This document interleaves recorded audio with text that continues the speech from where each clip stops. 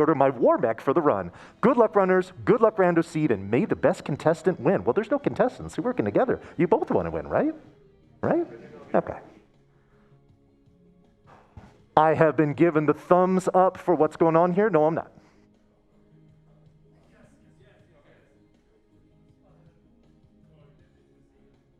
Just kidding, folks.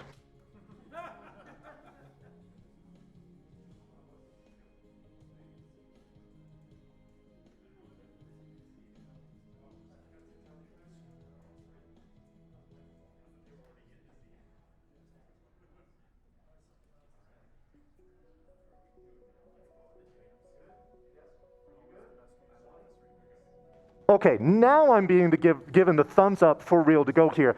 I'm looking across my monitor at a very robust crowd in the house here tonight. So everybody make a whole lot of noise for Final Fantasy Randomizer by Sawneyrath11 and Gyre.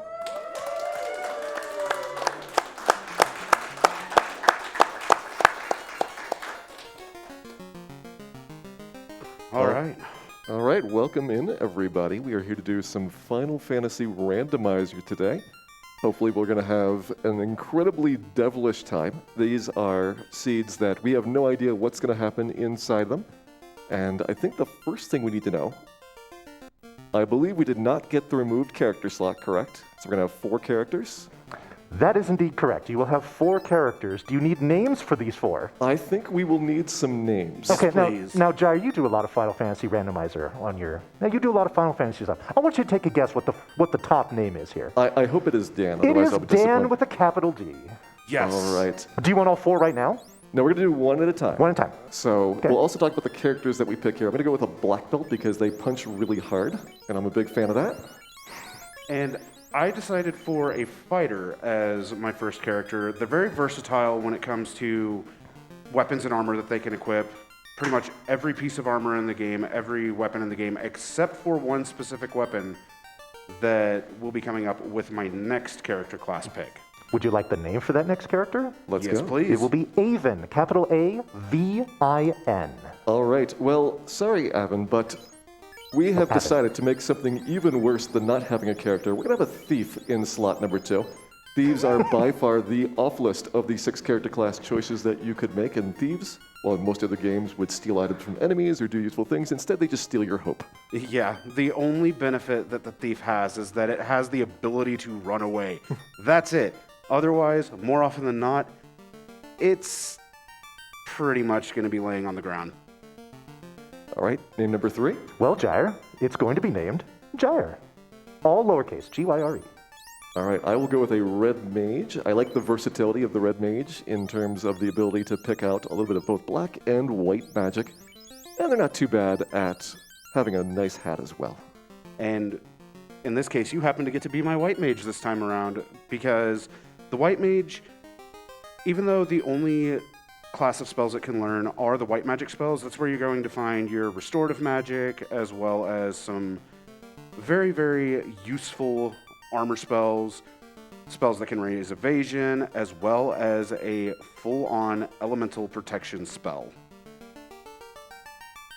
And number 4. And your final character, this one's going to be in all capital letters. And those letters are going to be O-F-C... No, I'm sorry, O-F-G-C. Pardon me. Shout outs to the ONRAC Fishing and Game Committee. Ah, that's what that's a reference That to. Okay. is my league team for the Fall League this year.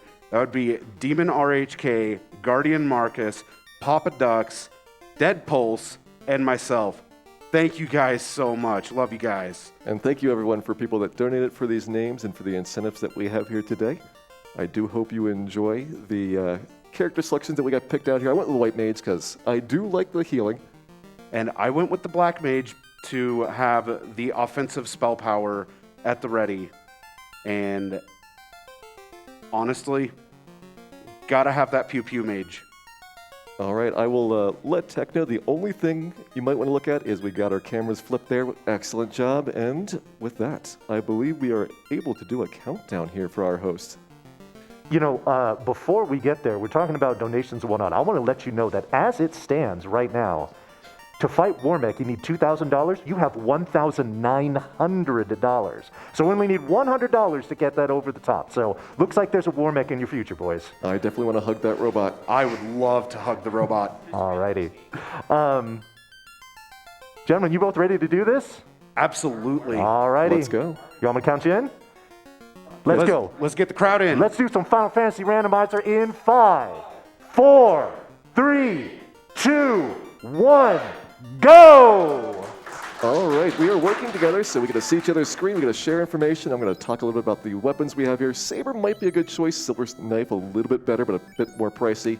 Armor-wise, chainmail for the red mage, I'll take that, and pro rings at a decent price. And I ended up going straight to the magic shops. We have Ice 2, which is going to be an area of effect ice elemental spell. We have Warp, which, if you know the later versions of the game, it is actually teleport. And that'll just bounce us back one floor from whatever dungeon we are in. And we have Fast. Fast got renamed in the later versions as Haste. And what that does is it is a flat double on the number of hits for whichever character it's cast on. And I guess neither of us saw anything interesting at white magic, so we'll keep looking for our white mage for something to do here.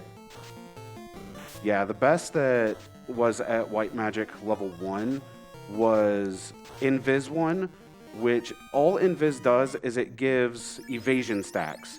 And there will be two items actually that we will find that can actually help with that. All right, other than Gulo 2 punching me here a little bit, Temple of Fiends has not had much. We're going different routes here just to get more information. I'm trying to go and kill Garland really fast. Ice Shield in the southwest treasure chest here. That'll be very nice. Be good for our ninja later on. You can use that right away in the fighter case. I don't have much use, but I'll carry it around for a bit. Yeah, you won't have any use for that until you've promoted. I'll tell you got some big money in the northwest chest, 30,000 gold in total. That is a lot of money, and that'll be very useful for our early game, especially if we happen to run across the caravan shop item. All right, only difficulty of Garland is he got stun touch. I do not like that, but if we can get one more ice 2 off, I should be good here. Gentlemen, speaking of a lot of money, I have an absolute slew of donations to read. You just give me the thumbs up. All right, it'll probably be a little bit of time before we get into those, but there'll be a moment here where we should have a lot of opportunities for you to read things. 10-4.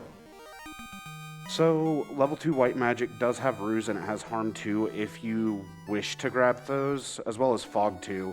Fog 2 is another one of the beneficial spells, but instead of raising evasion like Invis does, instead it raises your absorption rating, otherwise known as your armor rating. And you've got Canal and Ruby waiting for you at the Garland rewards. All right, I'm about to have Vicky's Pirates taken care of, and I will tell you what is in Provoca. Right after that, it's probably a good time to go and do some comments. And it is our ship, so we are good to go. Excellent. I like the boat there. That is nice to see. May I Most have take it the away for a floor, bit. please? Yeah, baby. All right, here we go. We got $20 from Moonblaze Wolf that says, make love mech, not war mech. Ella Motos donates $25 and says, war mech activating, full activation in 5, 4, 3, 2, 1. $100 from Captain Vittles that says, the best way to support mental health is with hugs from a war mech. Beep.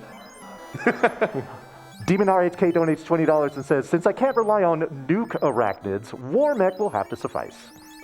Thanks, Demon. $100 from Ivan the Cow that says, donations for the Melmond Relief Fund to purchase emotional support agabas. An anonymous $20 donation, thank you much for that. $10 from B. Grant that says, good luck and may the Melmonds be with you. Hopefully not. Oh, gosh. Guardian Marcus donates $100 and says, good luck to the runners. Special shout out to Sawneyrath11 from your Final Fantasy Randomizer Fall League teammate, donating to see the robot chicken war mech. So you're spotting the imps with stun touch there. A little bit annoying, but not too bad. Is there anything in Matoya's cave? No, there was nothing in Matoya's cave. Then I'm going to go get the boat and probably start sailing around here a bit. I might check out what that ruby is if I can get over to the cave as quickly as possible. Go ahead and continue on some donations, Vonnie. We got a $50 donation from Siren Ari with no comment. Quist donates $25, says, go Sawny and Gyre and Warmack. And finally, we have a donation from Orange Ninja 333 for $100 that says, initiate Warmack hugs. Now, as I'm sure you've probably guessed by now, with all those donations that come in, it is officially official. You gentlemen will be hugging that Warmack. Thank you all so much for that. Thank you, everyone. It's great to see that we have a common love for robots and their hugs. Which is great, because I just got a donation here from $20 from Chibi Scholar that says, hug that Warmack. It will be hugged.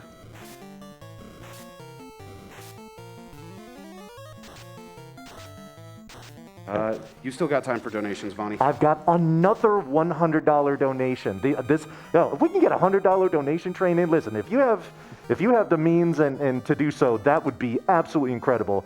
This is from Snug Wubbleham, and it has no comment, but it's $100, and we appreciate it very, very much. Thank you for your generosity.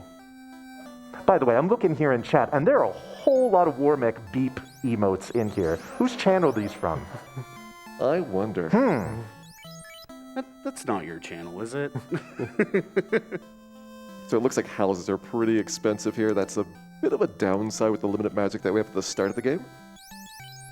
It is, unfortunately, but as we progress through the game and we level up more... There will come a time when money is kind of worthless, so this is not that bad of a problem to have. I'm sorry, did you say money? Yeah, have we got any money for the charity? $50 from Casual Geek Dave, My man. who said, had to donate with my brother Sawney running and my boy Vonnie in the van hosting. Good luck to you both, and let this run be delightfully trolly. Much love. Much love to you as well, my friend. Much love to you too, Dave. We have Quake at level 3 Black Magic. Yeah. So maybe. Let's see what White Magic has. Well, Cure 2. It's at least a restorative spell. You're a little bit weak at magic so far. This is a seed that is shuffled around what tiers the spell's at. So if we were really lucky, could have gotten maybe a first tier nuke or a fade or something big, but we turn on this option called tiered shuffle. In which case, it doesn't move the spells around as much as it would be for pure randomness. So a spell that's super powerful probably is not going to be near the start. And you're seeing that we're getting mostly things that you'd have in generally the first half of the game, even though they're in different places. And you may have noticed at the Elfland Armor Shop, I ended up buying a lot of silver bracelets. Ooh, I do want to get those picked up pretty soon. And those are going to be great for going into the Marsh Cave, as that is another area that we could potentially see a very useful key item in. Level 4 White Magic, we have Cure 3, Heal 2, Life Fade. I have a decision to make. That's a lot of stuff. Black Magic, is there anything at 4th tier? That's what I'm about to find out. I have a massive decision to make. Temper Stop Stun Bane. I kind of want that temper, so I'm going to have to think about whether I leave something off of my red mage. Luckily, I've got a white mage, so I'll still be able to pick up a lot of healing and recovery. It's important to get one revive spell. Looks like I'm going to have it on 2 characters, which is even better. Healing's great during battles. It really stretches out your resources quite a lot. And if you're going to go to the Marsh Cave, I will go to visit Melmond, Sarda, and the Titan, since we do have that ruby to check out. Yes. Hey, gentlemen. Yes, sir. I have a donation to read here. You want to guess how much it's for? I mean, I would guess $100. It's another $100 donation. You win, Sonny. This one comes from Random Hughes with no comment. Aw, thanks, Hughes. I've got several others here, too. I got $25 from the Axeman that says, overpowered robots are an important part of Final Fantasy. He would know. Mirioki donates $20 and says, all hail Hugbot, Womack? And then High Spirits donates $20 and says, Tyro is food, not friend. 100% agreed. Why didn't we turn the Tyro into steak, Gyre? We will devour it regardless of what it looks like. True. Okay, I have $25 from Warmech itself. Oh boy. That says, preparing hugs. Please stand still and prepare for incoming hugs. Do not resist.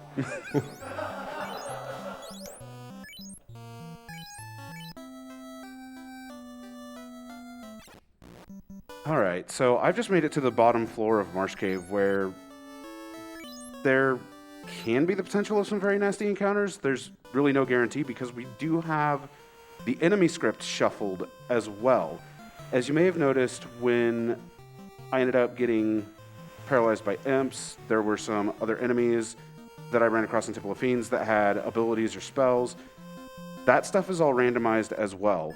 And if we see one ability or one spell come up 3 times on different enemies, 1 time apiece, then we know that that belongs to a specific script called the Medusa script.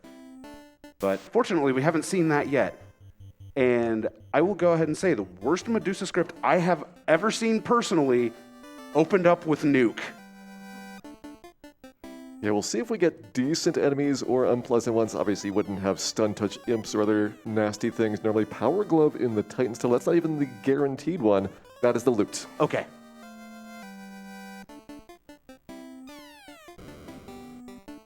The Power Glove is an item that will buff your party member that uses it, and this is something that didn't work in the original version of the game. Temper and Saber spells that were broken, along with many, many other things that didn't quite work right, but the randomizer fixes those.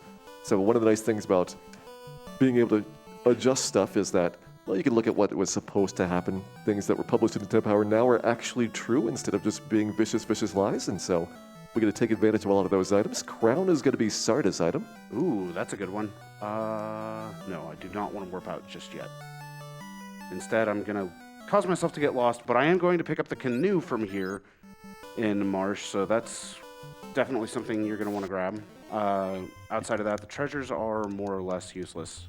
Yeah, I'm trying to think about some routing here. I do need that canoe. You're probably going to need the crown. I'll hit Astos on the way around the marsh area, and maybe we can get some info that way. That'll work. I am going to go ahead and check the top floor of Marsh. There are 4 chests up there. We do have loose items in the pool, and finding some of those would be nice. Now, what a loose item is it is an item that is in the incentivized item pool, but we don't have enough locations in order to place all of the incentivized items. So it just gets placed in a random box within the world. We don't know which box, we just know it's a box. And we've already found one of them, which was the Power Glove. So that is, I believe, 3 loose items that we have in these seeds. It means there's going to be 2 more that we have to find somewhere in the entire world. Hopefully they are not particularly useful items, but they could be things like the ribbon or even quest items required to finish the game. All right, so I'm going to head off towards Melmond. Go ahead and backtrack with what you've done. I've not been in the town itself, so I'll be hitting that pretty shortly. That sounds like a plan. And we'll compare notes to see what is going to be our likely next destination. With the canoe, it opens up so many of those dungeons off on the side. We can go to Crescent Lake as well. What do you feel like is going to be a good place for your team to go next to? Well, we have level 1 warp, so I actually could go into Castle of Ordeals if you'd like me to. Harm 3 and Exit on the white magic side of Melmond. Fire 3, Oof. Lit 3 on the black magic side. We got some choices here.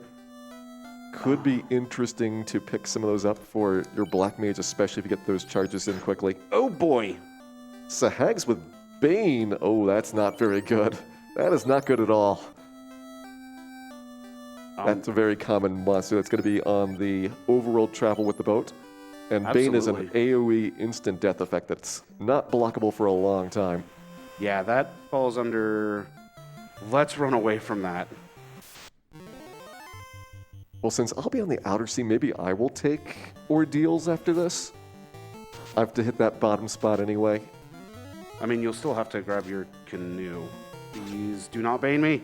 Yeah, I'm planning to do Astos, canoe, and then since my boat's parked down there, Yeah, I'll be heading right to the south afterwards. that works.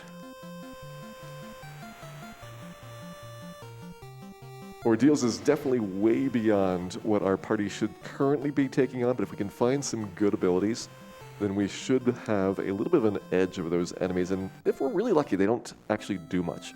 One of the nice things about the randomizer is that, while you might get good stuff at any point during the game, it tends on average to give you better than you would be normally exploring through here.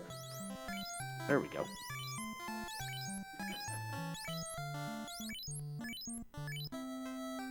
All right. So you said we have harm 3 here at moment? Harm 3, exit, fire 3, and lit 3. Ooh. Good spells, good spells. I know, I'd love to be able to get them, but my red mage gets spell slots slower than the pure caster classes. So it's going to take me a little bit longer to get the good stuff. Yeah, and unfortunately, you don't have access to Fade right now on the... I've got it on the red white mage. But you do have it on the white mage, so we do have the benefit of that.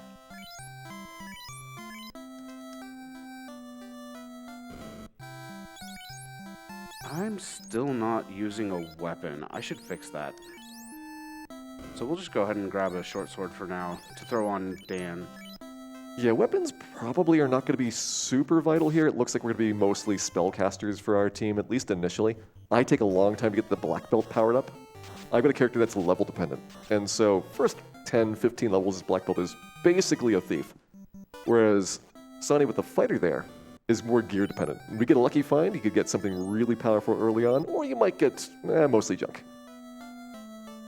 I mean, ultimately, finding the dragon armor would be fantastic. The dragon armor, very late game piece of armor in the vanilla run, but it does give protection from fire, lightning, and ice elemental attacks. All right, I'm going to Astos. I'll see what is there, and then I'll head to Marsh Cave after that, then Ordeals. I don't know if you want to swap around based on what we learn here, but maybe a plan is to go and check out the Crescent area. That is exactly what I was thinking, unless we have Floater here. Crystal at Astos, that's kind of a pain to get to right now. I can make it happen quickly.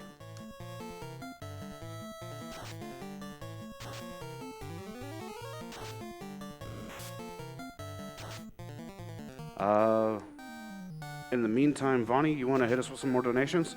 Why, it'd be my pleasure. Yeah, we got a $20 donation here from Valdercorn that says, my favorite game growing up, the start of my love for RPGs. That's relatable. I also have a $15 donation from Danny, who says, shout out to the FFR community and their devs. It is an amazing game, and co-op is one of the best ways to play it. Love seeing it on RPG Limit Break. There's definitely an amazing development community behind this. And Troper Zero was the main developer that started off the Final Fantasy Randomizer project, but it's quickly grown to having a very large crew that works on all the features here, most of which are community contributed and designed throughout the last couple of years. Especially with the tournaments going on, they have added in lots and lots of new and exciting ways to make the game different from the original release. Which, speaking of those tournaments, I've been a part of many of those tournaments, and every single time we have run a different flag set, and it's been absolutely amazing what the entirety of the community puts together for our tournament flags. Are you going to head to Marsh right now? Yep, was there anything at the top of Marsh? Lots of money. Okay, that might be worth getting. Could use some more houses pretty soon, so I will probably try to get cash here early on. I'm also trying to get more levels, as I do have that level-dependent character, as I mentioned. So we'll see a little bit of a divergent way of playing the game as well, because of the way that we have picked out these parties. Hey, did you know that Astos has Exfer? I did not see that spell. And I don't have enough charges to be able to take out Astos. Fortunately, I'm not too far away from Melman, so I can just hop in, take a rest in the inn, and be good to go again. Yeah, because you did the game in a different order. You got the canoe before going to Astos. You actually can jump into a little side area that makes the walking considerably reduced. And this is going to be coming down to just what order you decide to go through different areas. We're hoping to find pretty quickly an airship for some nice transportation, but we have many, many different routes that could potentially be needed, and it's all computed on the fly based on, oh, I think this dungeon's going to have something interesting, and we can also reasonably take on the enemies inside of it. Indeed, and we also could, worst case scenario, have a loose floater here on the inner sea. Most fun case scenario for all of you watching this would be if we have to go to the bottom of the Gurgu Volcano in order to pick up the floater to then run out. What was the enemy at the Trap Tile in Marsh Cave? It was something I could run away from. That's the best I've got. That's all for I care you. then. because my damage is tied to that Ice 2, which same tier as the Warp spell, I'm going to have to kind of ration those. I attack, then I have more walking I have to do on the way out, and walking can be kind of dangerous. We have not really explored in depth how these enemies' scripts are going to be working, so we might have, Sonny gone through the Marsh Cave, didn't see anything, and I go through and, suddenly we've got nuclear scorpions or something. I would not be happy with that. Nuke scorpions, nuke arachnids. I think the worst I've seen is Quad X werewolves, zap zombies, and it was something that had nuke. I think it was actually scorpions. Anything else at the bottom of Marsh Cave that you found? No. All right, I'll skip the rest of the boxes. Fur wolves. You know what? I can maybe kill a fur. Got one fade. So I'm heading to Matoya's cave. I'll let you know what the crystal turns into. Yeah, if it's the floater, I pretty much have to go there right away. But if it's something like the defense sword, you could wait a little while and probably not be worse for the wear. Still very true. Enjoy your canoe. It is very lovely. I've got TNT. the fanfare. Gentlemen, can I jump in here real quick? Go ahead. All right. Absolutely. Just wanted to talk about some of the stuff we've got coming up. I know that we've only got about a day left in this marathon, but that doesn't mean that we have anywhere near a shortage of donation incentives that you can put your money toward. Coming up, the next run that we're doing here, it's going to be Stranger of Paradise Final Fantasy Origin. That's going to be done by Ghoul02. He's got a few donation incentives coming up in that run. You can see a blindfolded Warrior of Light fight.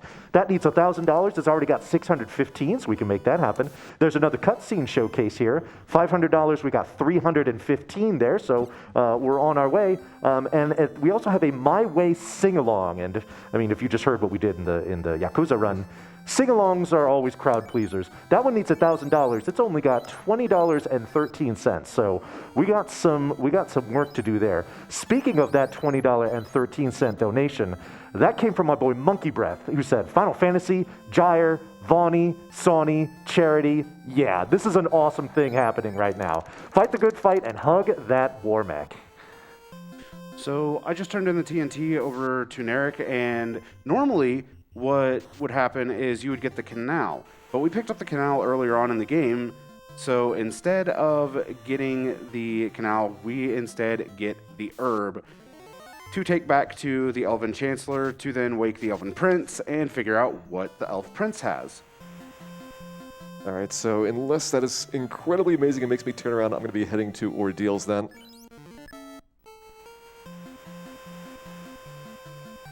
All right, here we go. Let's find out what the Elf Prince has. Big reveal. The floater! That is very big because that is what we want in order to be able to access everything in the game. All right, I'll be doing that right after I find out what Ordeals is going to have. And this is randomized for this maze. So we have to go and pick the pillars, see what happens. So bottom, going with top here. I think we got the first two correct. Bottom, top, top. Looks like that is incorrect.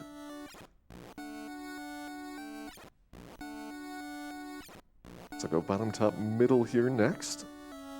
As long as you kind of remember where you've been, you can recognize if you're making forward or backwards progress through it. But it makes a puzzle that would normally just be look in the guide for, what pillar do you touch. A really devious thing that can take some time. If you actually look at the map for Ordeals through the pillar maze, it is the bottommost pillar of each room that has a split, where in the area that Gyre's in, there's normally 4 pillars, and you might be thinking, but wait, isn't that 4th pillar actually lower than the pillar that Gyre just went through? And the answer to that is actually no. Don't mind me, I'm about to get banged. There we go. All right, bottom, top, bottom, bottom. I'll write that down in case you need that much later on, but that is the answer. Bottom, top, bottom, bottom? Mm-hmm. Okay. Blue D is the enemy, so this could be a bit problematic. At least we have Ice 2, though. Yeah, that's still going to be a thing. I'll see if my fades also work well on it. This is an enemy that normally you don't see until the second to last dungeon of the game. So it is pretty beefy. And we have characters that basically do absolutely no damage with their melee attacks. Get some good minimum damage rolls here. That'll really help out. You have tier 2 charges. I'm very close to having my first Fade charge. Fade is going to be absolutely massive.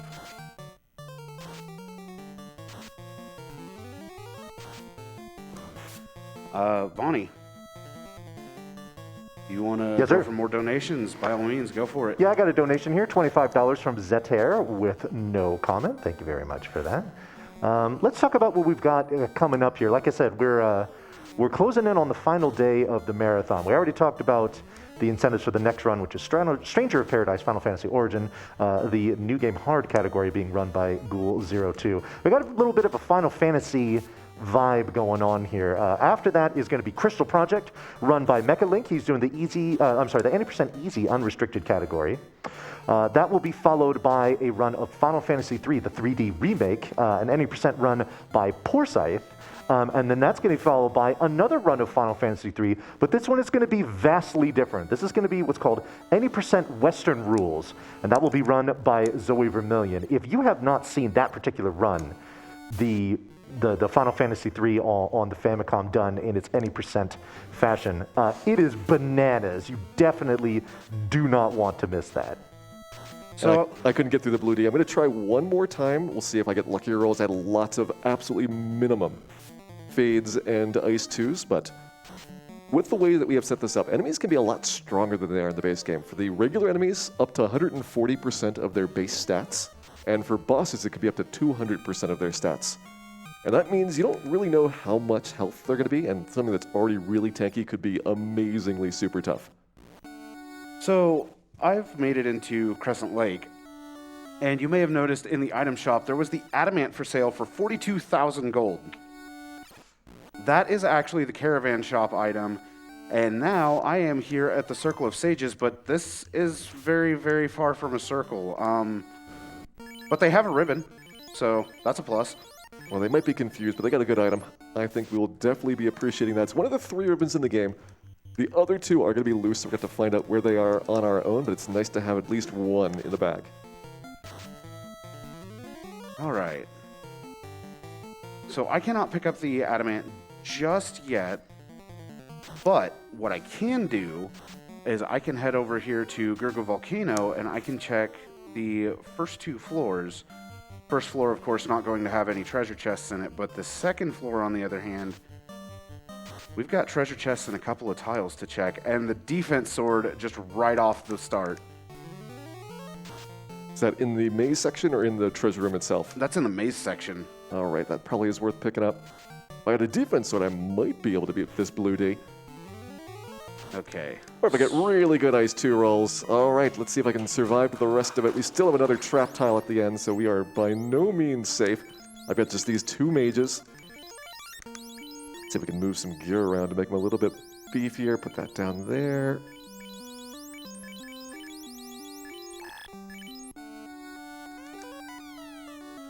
Nothing else. We'll get an info dump about what is in here that we could use for later. Second ribbon. That's another good one. Wizard Staff. The Wizard Staff is a magical item. It casts the spell Confuse. And hello, Red Dragon. How are you doing? Fortunately, Red Dragon is runnable, unlike my Blue Dragon is. And the tail is in Ordeals, so something you don't really need right away, but once you do some grinding, that'll be great to have. Hopefully the Red Dragon will cooperate and I can actually get a decent amount of experience off of it. Giants, the other trap tile fight here, so narrow escape. I have made it through Ordeals. Oh, Dan, you're still alive. And Dan got the kill. Good. As nature intended. And behind that Red Dragon is the Iron Gauntlet. Not very useful since we already have the Power Gauntlet.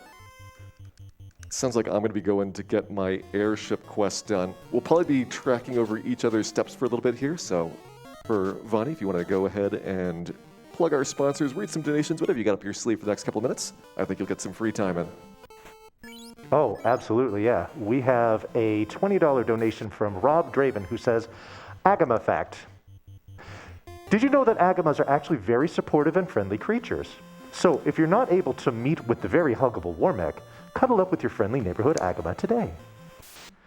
We have a $50 donation from Aurora that says, "That's my brother. You got this, bro. Much love." And we have yet another $100 donation. This one is from Bruce, and it says, "Sipping a beer and watching FF speedruns, nothing like it." We have another $100 donation. This one is from Drumboardist. And it says, "Well, I was going to donate towards hugging a Warmech, but that's been met. Well then, donation goes towards what either Gyre or Sawney wants via the winner of one round of rock, paper, scissors. Good luck." So you'll have to do that at the end of the run. And folks, we just received a $1,000 donation. This one comes from Jason LaRose and says, "I heard you like Warmech. I like Warmech too. I made my normal, I'll donate $1,000 if I get to see Warmech comment, not knowing there was an incentive. An incentive you fellow enjoyers met. I said what I said, and I do what I say. Let's go." Beep. Nice. Thank you so much for that very generous donation. And with the one from Aurora, all I gotta say is love you too, sis. Thank you so much for that. Now, you might see me doing some really weird routing here. I took a river section you'd pretty much never be seeing in the base game. Normally I'd go in Matoya's Cave from the top side. And we've got a map at it, which means you can walk all the way around from Kanea down to the Elf Land if you need to. Let's get to the Dwarf Cave here quickly. Hey, there's a Bateswood and a Pro Cave, but you didn't mention this. I didn't check those chests. Well, you should definitely get those. Some nice items in there. You know, I want to do a follow-up to that $1,000 donation because that donation was a double KO. We have met the Blindfolded Warrior of Light fight and the cutscene showcase for Stranger in Paradise, Final Fantasy Origin, coming up next. So 2 out of 3 are done. We just got one more to go, folks, if you want to see that My Way sing-along, or I guess hear it, such as the case may be.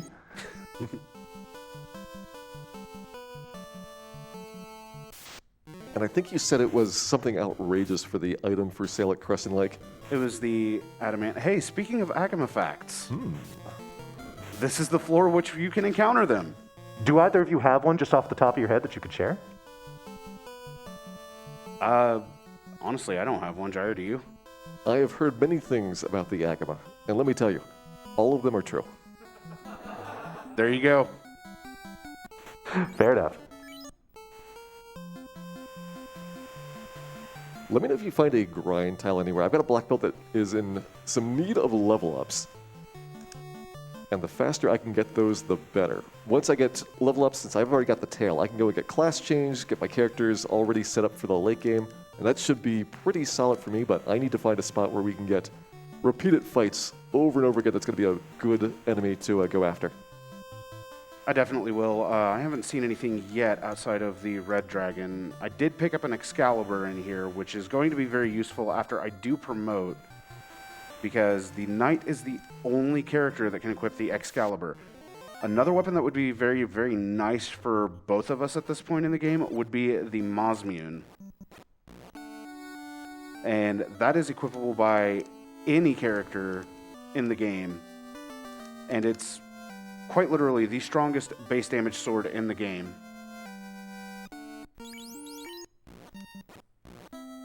Yeah, certainly we've been kind of running on fumes a bit for the items that we've been finding here. Nothing really outrageous that has shaken up the early game here a bit. We've gotten super lucky you might have found that Madman in the very first treasure chest. But with Randomizer, you never know quite what you're going to get every time you play it, and that's keeping the game pretty fresh.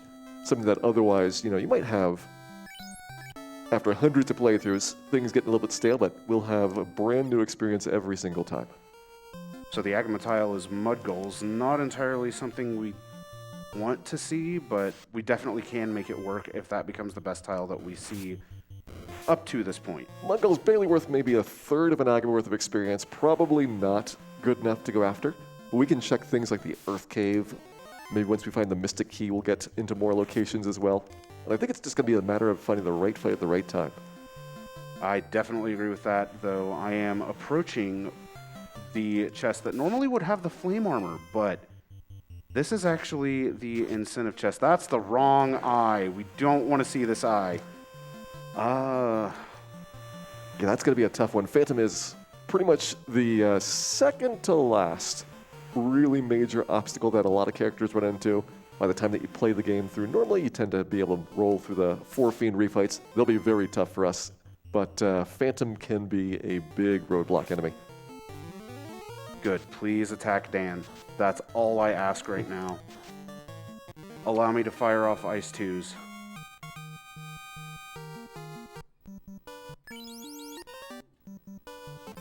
All right, with my air transportation, I can go maybe check out Cardia. Have you been up to anything in the north yet? I have not. All right, I'll get you some info if there's anything cool out here, and probably go back around to pick up some of the things that you've already told me about. Let's investigate. Thor Hammer in the 7-pack chest on the east side. Could be decent if you're still lacking some elemental attacks. It definitely would be. I don't think I'm going to make it through this Phantom, though. There we go. So I think what I'm going to do for right now is I'm going to sit on the red dragon tile for a little bit, at least get myself up to probably level 12, and redive. I remember where the Excalibur is, and outside of that, there really wasn't anything else very useful in here. Another pivot you might try is the Ice Cave. We do have a minimum of clearing there, and with the Warp Spell, you can really cheese that dungeon pretty hard. I would do the Red D grind, and then maybe the Ice Cave right afterwards instead of trying the Phantom again. Yeah, that's true. I mean, we are looking for Chime Cube and Oxyale, as well as the Rod at this point. Yeah, we got a bunch of stuff. Of the Mystic Key. Now, normally I'd love to buy some armor here, but I'm going to blow all this cash on that adamant, get some information. Again, if this turns out to be something junk, then maybe Sonny doesn't even have to spend the 50,000 gold, and we get to have a little bit of an advantage here, but this is junk. info. It is not junk. We don't know what the adamant turns into. I do. Oh. It's the Opal Bracelet. I see. Well, that is a decent item. And now I'm about to have one. It's very nice for right now. And we also have gold bracelet here. That's 41,000. So looking like it's going to be a pretty expensive party to outfit today.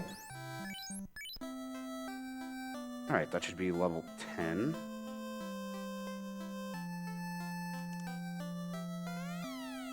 I don't mind that I was only down to 1 warp charge. There aren't very many steps to take. And I think this would be another good time for some donations, Vonnie. I was just about to ask. Before we get into the donations, I want to remind everyone that RPG Limit Break 2022 proudly supports the National Alliance on Mental Illness, also known as NAMI. To get involved in the fight against mental illness and the stigmas that it can bring, reach out to NAMI via their state organizations or on Facebook, where they can be found as NAMI, N-A-M-I, on Instagram and Twitter as @NAMI Communicate. And remember, folks, it's okay to not be okay, and it's not a weakness to need help. Please reach out if you think you need it. Alrighty, now, speaking of donating to NAMI, I've got a few here. I've got a $25 donation from Greenlee the Squirrel with no comment. I've got an anonymous $20 with no comment. I've got a donation from Alicel. It's for $20, and it says, good luck to the runners from your fellow Rando FF4 cousins. Do the thing and kill chaos. And we also have a $25 donation from BD Jeffy P that says, Agama fact. The Masamune is able to be used by any character class because it is actually just 2 Agamas fashioned into a sword. Now, one thing I do want to mention here is that with those donations that I just read off, we have officially topped the $65,000 mark for what we've raised here so far this week. Yeah, come on. That's a good thing. So we have the slab in Ice Cave. There's also a mage stick here if you wish to have it. And there's the Agama tile. All right, I'm just checking out the Earth Cave trap tile. Maybe we'll find something here. It is up to a bit of luck. I've not found anything so far that looks super good. Firementals, I can kill them, but they're not great. The Agama might be our best one. Oh, and you've got the Sea Shrine Pile of Pain giving you some real bad pain here right now. Yeah, I've got a lot of pain coming in. But Dan, fortunately, allowing me to run away. Dan's a trooper.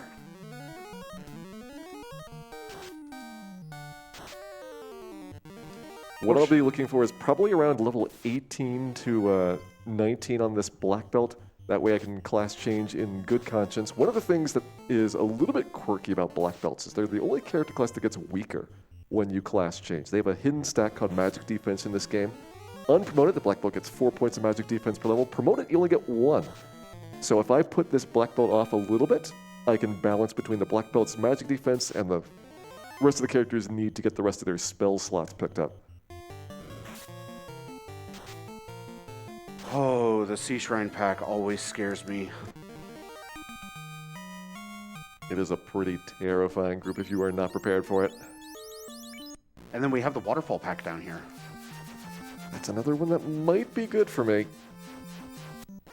So you said there's a Mage Staff and company in Gurgu Volcano? Well, the Mage Staff is actually here in Ice Cave. Okay. It's on the top floor. Oh boy, Whiz Mummies have Quad X.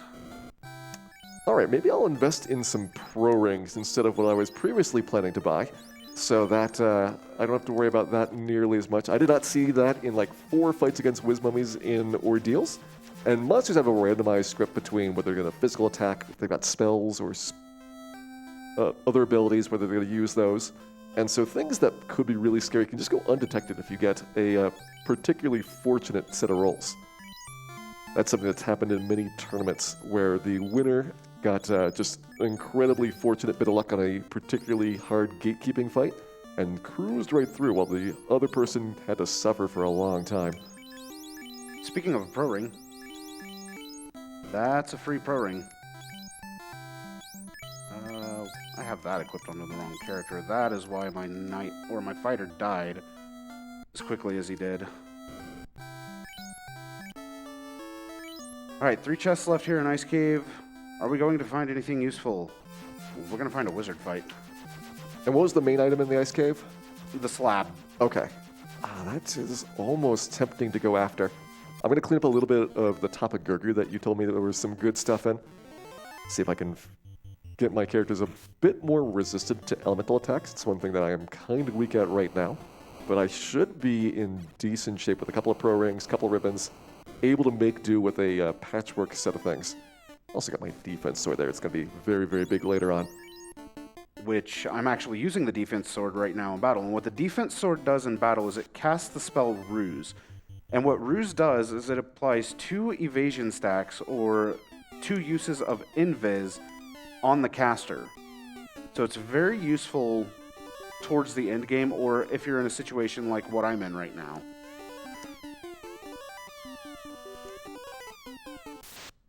$50,000 gold, lots of money here in the 3-pack in Ice. Alright, so if we get through that, then we are pretty much set for most of the first half of the game. There could be some really expensive spells, especially for the pure caster classes, the White Mage and Black Mage, going up to 8th tier, whereas the Red Mage kind of tops out around 5th tier. They do get a couple of 6th and 7th tier spells, but generally they're a much cheaper class to play.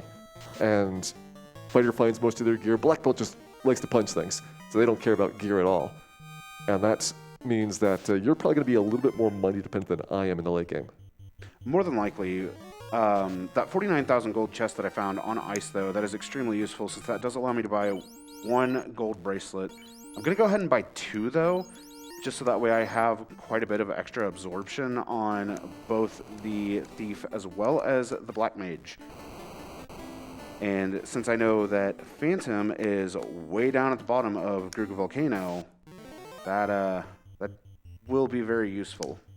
Yeah, I'm going to try to get some levels here. I don't think I can quite yet match up versus Carry, although it'll be interesting. Black Belt with Power Glove, Defense Sword. Oh, it's tempting to try and give that a try. But I have to get through that Phantom first, and that's probably going to sap all my resources if I go down there. For sure. I'm actually going to hit the Red Dragon a couple more times. Just to try to get to level 12. And Dueling Red Dragons on your screen here right now.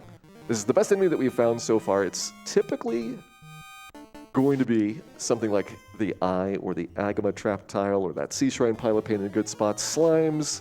Like, there's a bunch of great fights. This is not the best, but we're making do with what we've been given. Even though I did find the Agama Tile in the Ice Cave considering how deep it is within the dungeon, its viability isn't entirely the best to use. Yeah, one of the things you want with a grind is that, if possible, it's something accessible to the overworld. You're going to need to get spell charges back. You're going to want to take safety saves so you don't waste your entire grind if you have to have a really bad fight. Or if you have to walk out, it can be extremely dangerous dealing with the rest of the encounters in an area, even if you've gotten a couple of those level ups. Again, 140% on an enemy stats means that an enemy that is decently difficult in the game normally can be an absolute bear in the randomizer.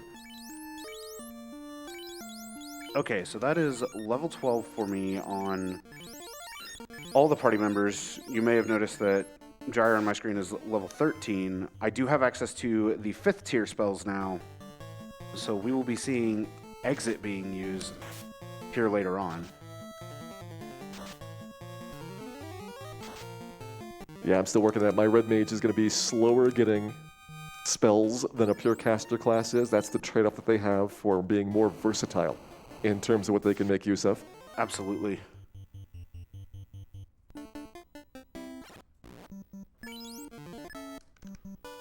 Okay, so I am going to go ahead and jump back into the Gurgu Volcano, and I imagine you're probably going to be doing the same here for a little bit.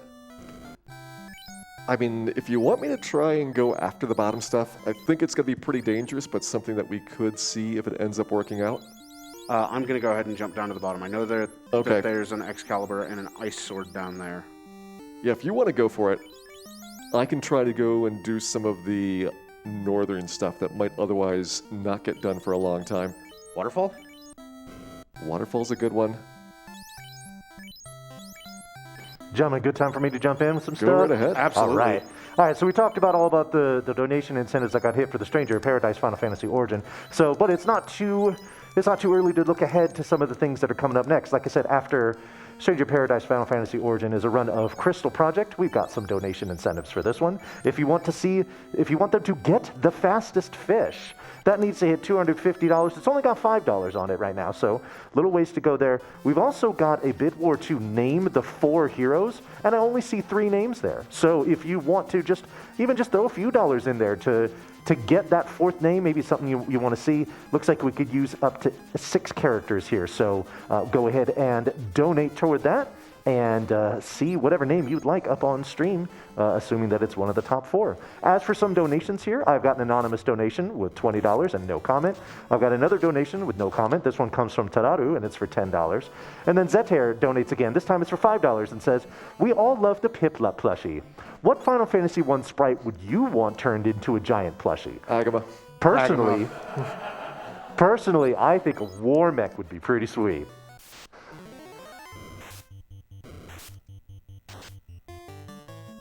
Nah, Agama. Second choice would be I. Third choice would be Phantom. Yeah, because they're warm, they're adorable, and they're very huggable, just like Warmech is. Now, normally Warmech is a somewhat difficult enemy to find. It's, in this version of the game, 3 in 64 chance walking around on the top floor of Tiamat's castle. In the Famicom version, it was a 1 in 64, and they actually increased the odds, probably to go make it easier for those that were playing the Nintendo Power Spot a Warmech contest, which was eventually won and given as a prize to have a cameo appearance in The Link to the Past. But we have turned on a feature that makes Warmech be in patrol mode. So he's going to be walking around somewhere in one of the upper floors of Tiamat's castle, and you'll actually see him on the overworld, or in the floor when we actually come across that. So it'll be much easier than trying to go and grind through a whole bunch of random fights.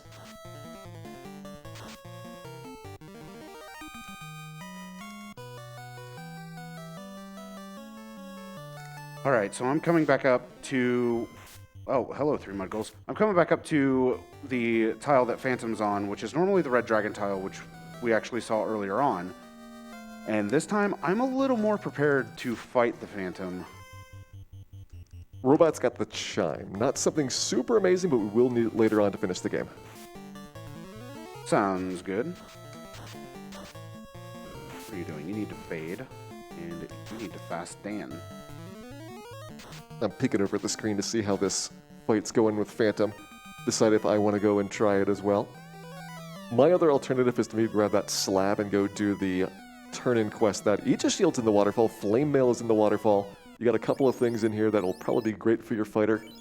I've got something I can sell, and Flame Mail will be useful for my ninja. I'm actually almost tempted to forego some of that black belt magic defense because we have not found a great spot to get levels at. No, we have not. And assuming that we can get some ribbons. Well, they're not quite the same thing. Ribbons will block elemental damage, whereas the black belt magic defense works on all kinds of spells, including non-elementals. So things like slow and other non-elemental attacks, the nuclear nukes, those kind of things. Really handy to have that ability to just natively block it without any additional work. So you saw me pause there for a moment and actually take a look at my characters and stop and think for just a moment. And what I was thinking about there is, do I make a risk and take on Carrie? And ultimately, the answer is no. I don't have Mosmian. Sure, I have Ice Sword, which she will take extra damage from. But I don't really have anything great to deal with a really unfortunate circumstance. On top of that, my White Mage got destroyed by the Phantom, so it would not have been the best idea to go after that. Well, I got some good news for you in a couple levels. Life 2 is at OnRack, and I'll be getting 2 copies of it because it's in the Red Mage accessible slot. Only one spell slot at 7th tier White Magic Red Mage can get, and I scored a big hit with it. Perfect. I am going to turn in the bottle real fast, see what we get from it, and I'll be able to tell you what's 7th tier here at Gaia, as well as... Well, hello, Nuke. That's really nice. Is it in the top one or the bottom one? It's in the first slot. That is also a Red Wizard accessible slot. The only 7th tier Black Magic spell that I get, and now I have to choose between Cure 4 and Wall. Have fun. Life 2 and Nuke. Oh, these are tough choices. Oh, we haven't found our pro rings yet, have we? Pro rings are at the start of the game in Okay. Canaria. Good. And actually, I think we found everything we need for white magic as well as black magic. The only thing that might be nice is Invis 2, but I think that's been found as well. I think we've seen it, but I don't remember where. If you're interested in Lock 2, it's also 7th tier, but there's just so much stuff there now that you probably don't really care. That's a very required item from the fairy and the bottle being at the bottom of the Gurgu Volcano. That's our Mystic Key. That's the other half that we need in order to access the Temple of Fiends Revisited at the end of the game after we have lit all 4 orbs. Yeah, for some reason, there are 2 random doors that are way past the point where you'd ever have to worry about them in the base game, but have marked on them that they are key locked. One's in the Sea Shrine, blocks 1 chest, it's almost never important. One's the very last door in Temple of Fiends, so you can't finish the game without it. I've made a slight routing mistake, but it's okay, because I'm also going to come back over here to check what's in these locked chests. And at the same time, I need to go grab my tail anyway, so I can actually go grab my tail, come back, check Lefane. Let me check Lufane. You can focus on the key lock boxes and see That if there's works. anything good in them. I still need to grab my tail at some point, though. Yeah, whenever you feel like you're getting ready for class change, unlike me, there's no downside to class changing fighters early, and both fighters and thieves, after they class change, every odd level up, they have the ability to get a spell slot until they have reached a total of 4. And so there is some good value in getting those classes changed as quickly as you can. And if you actually class change prior to level 15 and hit level 15 after you've class changed, that's where you will start getting your spell charges. So you can actually play very strategically with that. There is a Sun Sword in here. Sun Sword and Pro Cape. Yeah, I might want to get those eventually, but not a super high priority.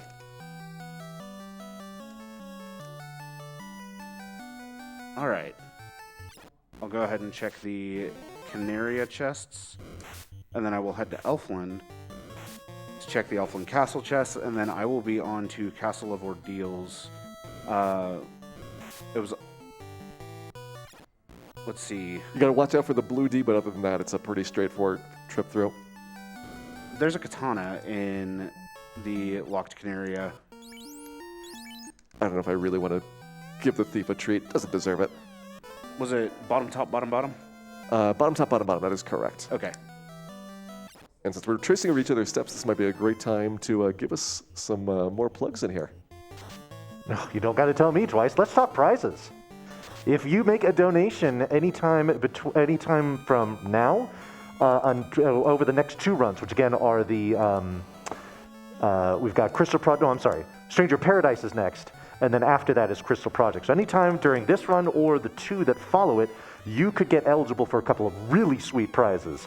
$5 minimum donation gets you eligible for that Final Fantasy XIV tote bag, and then a $20 minimum donation gets you eligible for that Distant Worlds vinyl set. Now, if you caught the interview before this run, Kiryu was showing both those things off, and they both look incredibly cool. So $20 gets you eligible for both of them, honestly. So that would be a great way to try and cast your lot to get some of that cool stuff. We do have a couple donations here. They're both anonymous with no comments. One of them is for $3 and one of them is for $20. Thank you very much for those. Just confirmation, nothing in the northwest of Ice Cave besides Pain? Nothing in the northwest besides Pain. All right, continue on. Oh boy. Well, okay. How about let's talk about the prizes coming up in the next block. That's going to start with the Final Fantasy III 3D remake all the way through the Fire Emblem Three Houses run. We've got a few that you can get eligible for there. $10 gets you eligible for a copy of Final Fantasy VII on the PS1. $15 gets you eligible for a Three Houses wall clock. And then a $20 donation gets you eligible for a Magicite sculpture. I'm sure that is fantastic as well for all of you Final Fantasy VI fans out there. So, yeah, that's what you got that you can look forward to after this next block of runs is complete. Very nifty, and definitely looking like I am pretty much at class change here. I've got level 19 coming up. And again, there's that trade-off between Black Belt Magic Defense and the spell slots I'm playing a fine line on. I think I should be fine if I class change anywhere up to about level 22 or so. I want to get near the end of the game around level 32 in total. That makes my Black Belt super strong because you get bonus attacks per round about every 10.5 levels. So 32 gets me up to 8 attacks, and Black Belt on top of that has a really high critical hit rate, and every single level up you get stronger and stronger, unlike characters that are gear dependent, where you kind of cap out. Once you got the best stuff, that's about as good as your character is going to get. Which I will actually hit that cap relatively quickly, especially with the ninja, considering that I do have the katana in my inventory. That is the best sword for the ninja, though really it's not going to do too terribly much. Yeah, like I said, the ninja really doesn't do much besides be very cowardly and sometimes steals all of your hope. I had a very good roll on that mage stick against the blue dragon. Ended up hitting for 143. Yeah, you did much better than I did on my initial couple of tries. The blue D just has a lot of magic defense, and the way this game works is that your spells have an accuracy score. There's a normal damage range that they have, and if they hit over that accuracy score versus the monster's magic defense check, they'll do another roll of the same amount. So every spell in this game is a variance of like 1 to 4x. One of the reasons why Final Fantasy is incredibly tough to speedrun, because there's just a lot of unpredictability in monster moves. So here's something that comes up in the randomizer. You can use warp to go back through the pillar maze, and if you have exit after you grab the chest, you can just go out. You don't have to worry about running through the forced encounter or anything like that. You just cast exit and you're done. Yeah, there's definitely some dungeons that they did not plan for you to have travel spells in, like Ice Cave we totally broke by warping up through one of those pitfall traps. And that's just an example of if you happen to do things in a different order, then sometimes you can take really big shortcuts and allow you to get through quick exploration. And it's going to vary depending on what items that you get where. That depends on how you can kind of navigate through this. Did you happen to find the Oxy Ale yet? I do not seem to have an Oxy on my tracker. Okay. And we have yet to find Rod as well. Yeah, we've been staying out of the Earth Cave, which requires the rod to finish, but doesn't require any items right now to get to where the vampire is. So possibly a vampire has his own rod. That'd be really, really nasty. But it is one possibility that we're going to have to think about eventually as our item pool starts dwindling down in terms of the number of places that we have available to search. All right, we're both class changed You've done Waterfall. Waterfall gave the chime. We haven't run across the cube. We've only run across one loose item so far, correct? We have that loose power glove. I remember that definitely. Okay, so we're in an interesting situation. Yeah, it's starting to smell like there could be something loose in possibly the Earth Cave, which is a rather unpleasant dungeon for loose items to go. It is. Giants have poison. I have not seen that happen yet, but definitely is very painful. Yeah, that's a little bit of pain. Other possibilities, it could be in Mirage Tower. There is a nice pile of 18 items relatively near the start. I might go check that out, try to see if we can rule out that possibility. That would not be a bad idea. Again, these are plays that you wouldn't probably be able to do if you were doing the game solo. You'd have to kind of prioritize of, making forward progress and optimizing. But since we can check 2 places at once, we're able to make riskier gambles, and that makes up for the fact that the monsters are a lot tougher than you would typically have in a seed. That is very true, and believe it or not, even in the co-op tournaments that the Final Fantasy Randomizer community has, this is more or less the exact same thing that happens. So you're actually getting to see it just on a slightly different level. Black Shirt in Lufania, heal 3 is a white magic spell at 8th tier. I'm going to grab it, but for me, these are not particularly good. You'll probably want that Black Shirt, though, whenever you can get around to it. Oh, absolutely. Black Shirt does cast Ice 2 when used as an item, but the big thing for Sawney's Black Mage is it gives you resistance to the Ice element as well as the Time element. There's 8 elements in this game, all the classic ones like Fire, Ice, and Lightning, but also a couple of oddball ones like Status and Time, which don't often come up and that are kind of tricky to get other than the ribbon and a few select items that happen to have them. To name one of the spells that actually does time elemental stuff, Zap. That is a spell that we very well may see later on. If there is no resistance to time, more than likely you're going to get exiled to the 4th dimension. Yeah, I'll be mostly relying on ribbons to get me protection. Since I've got 4 characters, that means somebody is going to go without. There's only 3 ribbons in the game, but luckily I have 2 people with revive spells, so we can probably juggle things pretty easily. All right, I'm going to do that Mirage Tower dive that we talked about. See if I find anything, and I'll get a delicious snack along the way. This is a good trip already. Oh, that's a perfect snack. I just picked up the chime in case there is anything in there. Now I'm going to go ahead and grab what's in these chests. I remember there being something good. Aegis Shield. And I definitely want that. And that flame mail. All right, let's see what I got in here. 8 chests on this floor, 10 chests on the middle floor. I cannot go up to the top without the cube, so this is, again, a bit of a speculative check. You'd probably put this off as long as possible, just like we're putting off that trip to the Earth Cave. There's a ribbon in Mirage Tower, 1st floor, in the middle. I'll take that, hands down. Definitely seems like a nice thing to pick up eventually. Is that all 3 ribbons? That's all 3 ribbons. Okay, so we're good there. We got the power glove. We have... I'm missing the white shirt still. Masbian, of course, is another one that would be really good to find. But we're doing pretty good on gear now. This is a big turnaround from the early game where we were extremely starved for items. In fact, we haven't seen a lot of the classic stuff that you get in the mid-game, like the flame sword or the ice sword. Those just didn't show up, and they could be in Temple of Fiends, they could be in chests that we missed, but that is the gamble that you do when you're doing the randomizer. This is true. Also a free gold bracelet in the center if you still need one of those.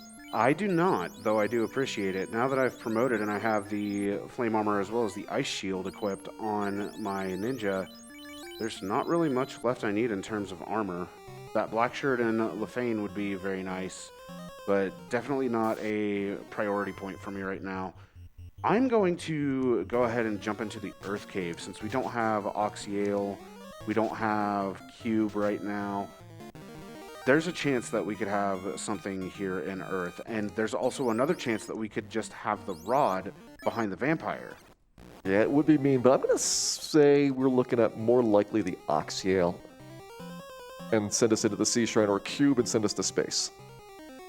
cube would be very nice because that would give us a lot of checks. I believe it's right about the same amount as what would be found in Sea Shrine, but either one we get, whether it's the Oxyale or the cube, we will be able to find another incentivized item.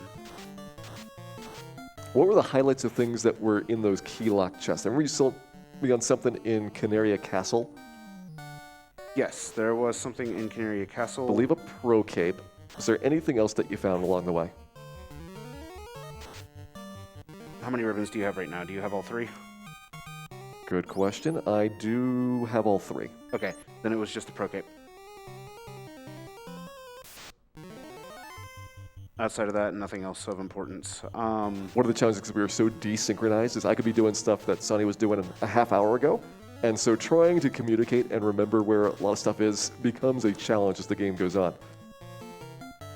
Yeah. While we are exploring dungeons, Vonnie, would you like to throw some donations? Oh, I've got plenty of stuff to talk about, Sonny. So, want to do some updates as far as some of the bid wars go. For the next run that we got coming up, Stranger Paradise Final Fantasy Origin, there's the My Way Sing-Along.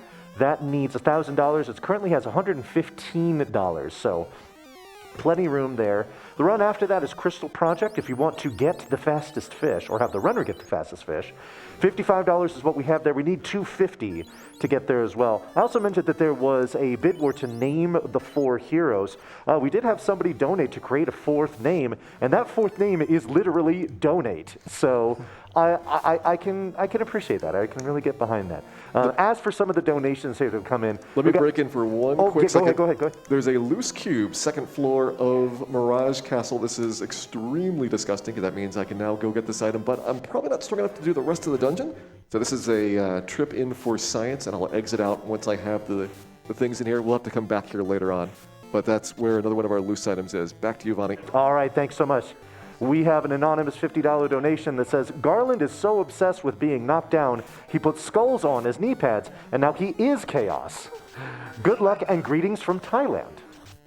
And then we have a $20 donation here. This is from Hatman, and it says, with your help, Ghoul02 can also do it his way. Now, Hatman, I need an indication from you if I was supposed to read that donation comment or if I was supposed to sing it. So please let me know. May I break in for a second as well? You sure can. So we have the loose rod at the very start of Earth 3, which is the floor that we need the rod for. All right, so I think we're starting to knock things down. We're still missing that Oxyale somewhere, but hopefully one of these 2 items that we find is going to be it. I do believe it will be.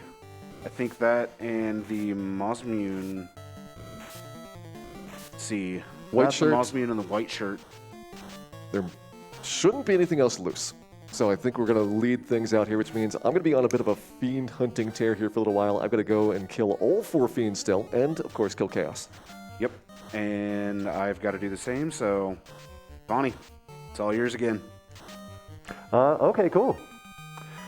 Well, for those of you that might just be tuning in or have tuned in recently, you are watching RPG Limit Break, the 2022 edition. We are coming to you live from Salt Lake City, Utah, where 100% of the money that we are raising goes to NAMI, which is the National Alliance on Mental Illness. They were formed in 1979 as a grassroots advocacy organization by a group of parents whose children suffered with serious mental illnesses, and NAMI has maintained that focus to this day. In fact, they are the largest grassroots mental health organization in the country. They provide advocacy, education, support, and public awareness to improve the lives of all individuals and families affected by mental illness.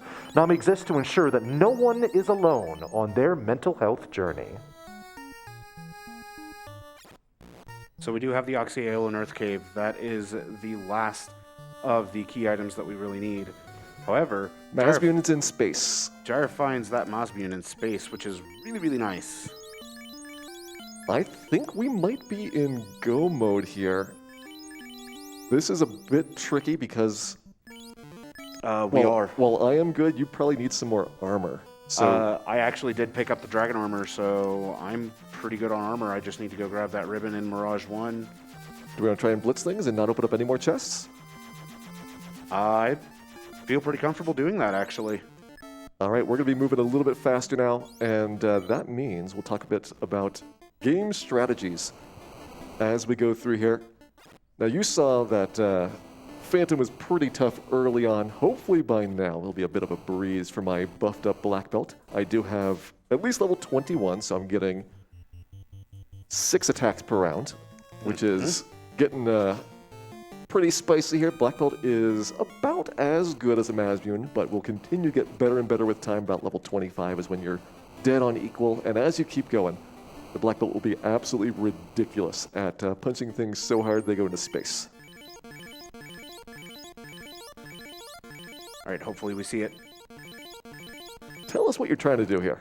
All right, so you may have noticed in the interview I wanted to show off some weaknesses of bosses. Well, there's one of them. Lich just fell into an earthen crack. You know, the Fiend of Earth being killed by an earth-based instant kill spell. Yeah, that can happen.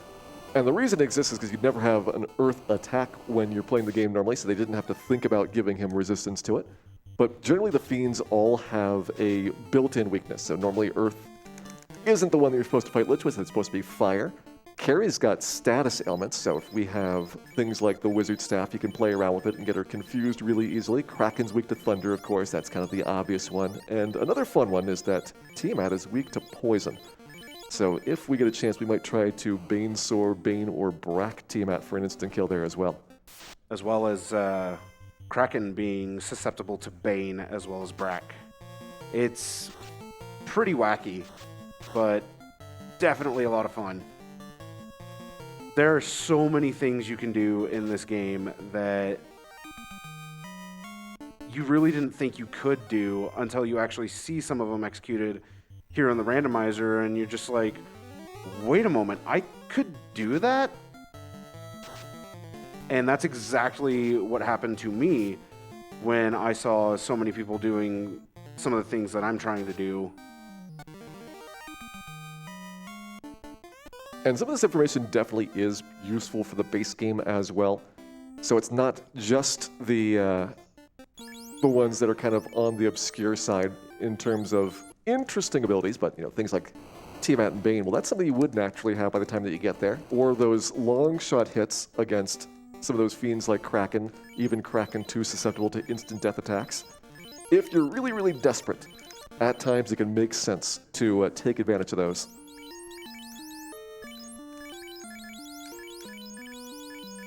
Are we about to have some dueling carries? I'm going to see how confused Carrie can get with this Wizard Staff, and good luck on our fight. Good luck. Let's hope we can actually get some confusion going here.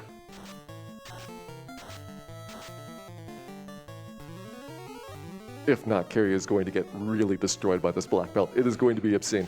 Carrie's confused. Carrie's confused for me as well. All right, let's see. Who hits harder, Carrie or my black belt? I'm pretty sure the black belt's going to take the cake on that one. All right, Carrie does 9 damage. Dan does 668. Yep. Welcome to the power of the black belt.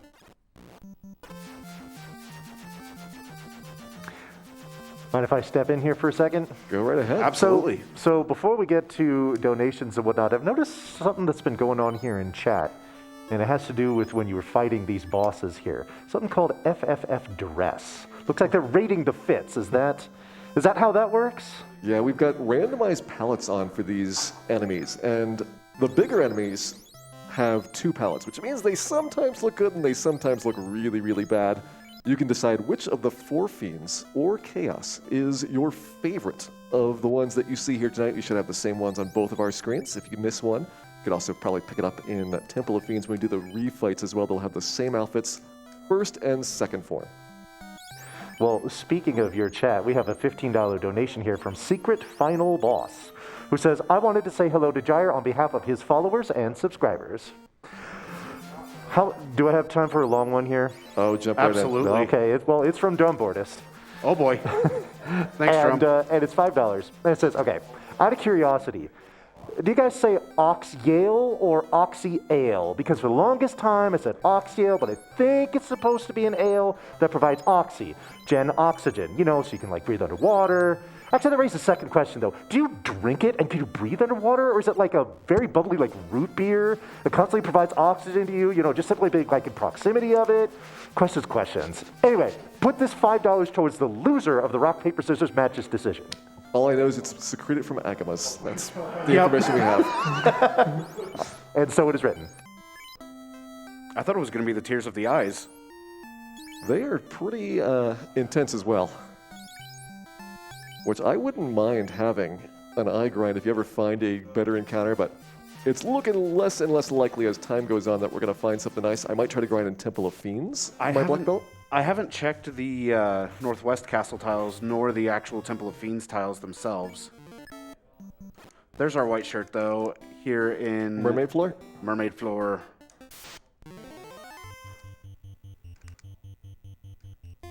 All right, so Keys in the Lake. I need to go pick that up from Guy at some point. Probably get my Life 2 spell. You said Rod was the first chest on the 3rd floor of Earth Cave. Yes.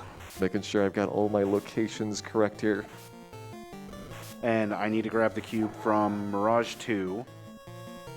And this is where things pick up speed as we really enter the end game. I believe we're both at 2 orbs lit, am I not mistaken? I'm about to get my second here right now. I'm behind you in terms of orbs. But you are ahead of me in terms of levels and damage throughput. That is most likely true. So while I'm slightly ahead of Gyre, I'm going to check some of these tiles, this one being one of them. That tile was just images, so it's nothing really useful. Take some of these encounters just to see what all we have available. Maybe check the EXP gain. Figure out where I'm at level-wise, and then really determine an end-game plan, because as you guys donated, we still have to fight Warmac. I was so busy watching your screen, I didn't even notice I walked past the rod. Oh, no. Picked up. Nice thing about having the warp spell is you can undo minor mistakes. Indeed. All right, so I'm about to be coming up on Kraken 1.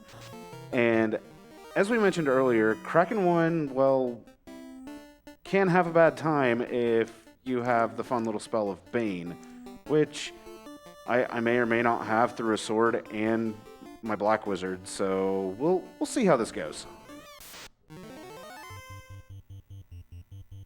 Might be able to get lucky and show an insta-kill on this one. And it might be good for you to go and check those other trap tile locations once you get out of there. See if you find anything. I think we're both going to need to grind prior to going into Sky Castle for real. I'm probably going to go check Northwest, or I'll jump into ice and just hit the Agama. It is probably viable now that we have gotten plenty of travel options, including backups. Mm-hmm. And we have exit available. So that definitely helps narrow things down a lot.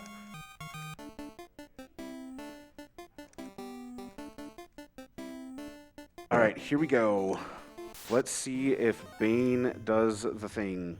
Good luck with the noodly arms. Kraken is a very large jump up in difficulty from carry. There's a pretty big gap in between where you're kind of expected to be doing like the ice cave and ordeals to get your class change and all your fun new spells and abilities.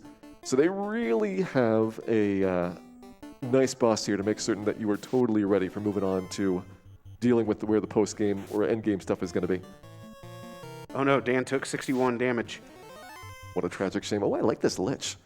The Lich was gorgeous. This is probably my favorite Fiend that I have seen so far, but there is still a chance that we could have a beautiful Tiamat or a wonderful Chaos.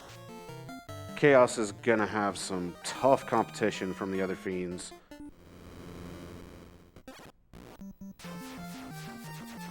So there is one specific set of text I'm hoping to come up from these Banesword uses.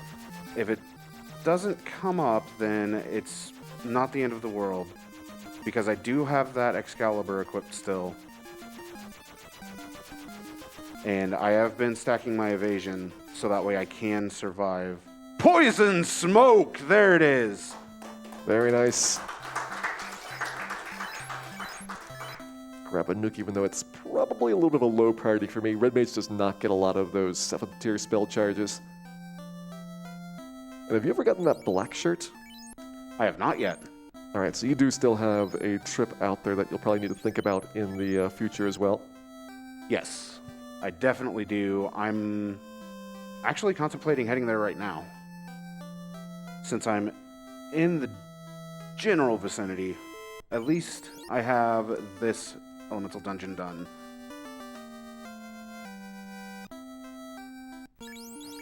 Is this a good time for me to pop in, fellas? By all means. Well, I'll tell you what, before we get to some donations here, what you were talking about, Chad agrees with you. They were absolutely feeling the outfit for Lich. They were very much not feeling the one for Kraken. That got some really, really low marks. The Kraken outfit was not good. Yeah. All right, couple donations here. We've got a $25 donation from Anonymous with no comment. We also have another donation from Warmech. This one is for $25, and it says, Sawney, I saw you snub Bubbles. Am very disappointed. Boo this man. Go for it, guys. Well, I will boo you if no one else will. Yeah, I appreciate it. I know exactly who's donating as Warmech. I'm not going to reveal the identity, but I'm fairly certain I know who's donating as Warmech. All right, I thought that Pro Cape was in Canary Castle. Was it in Dwarf Cave? It was in Dwarf. Okay. Go ahead and continue on, Bonnie. I do have another donation here from Uncle Dave. It's for $20, and it has no comment. Thank you for that, Uncle Dave. Reminder about what we've got coming up here. Right now, you are watching the Final Fantasy Randomizer co-op run between with Gyre and Sawneyrath11. Coming up next, we have Ghoul running the new game hard category for Stranger of Paradise Final Fantasy Origin. That will be followed by a run of Crystal Project, any % easy unrestricted, being done by Mechalink.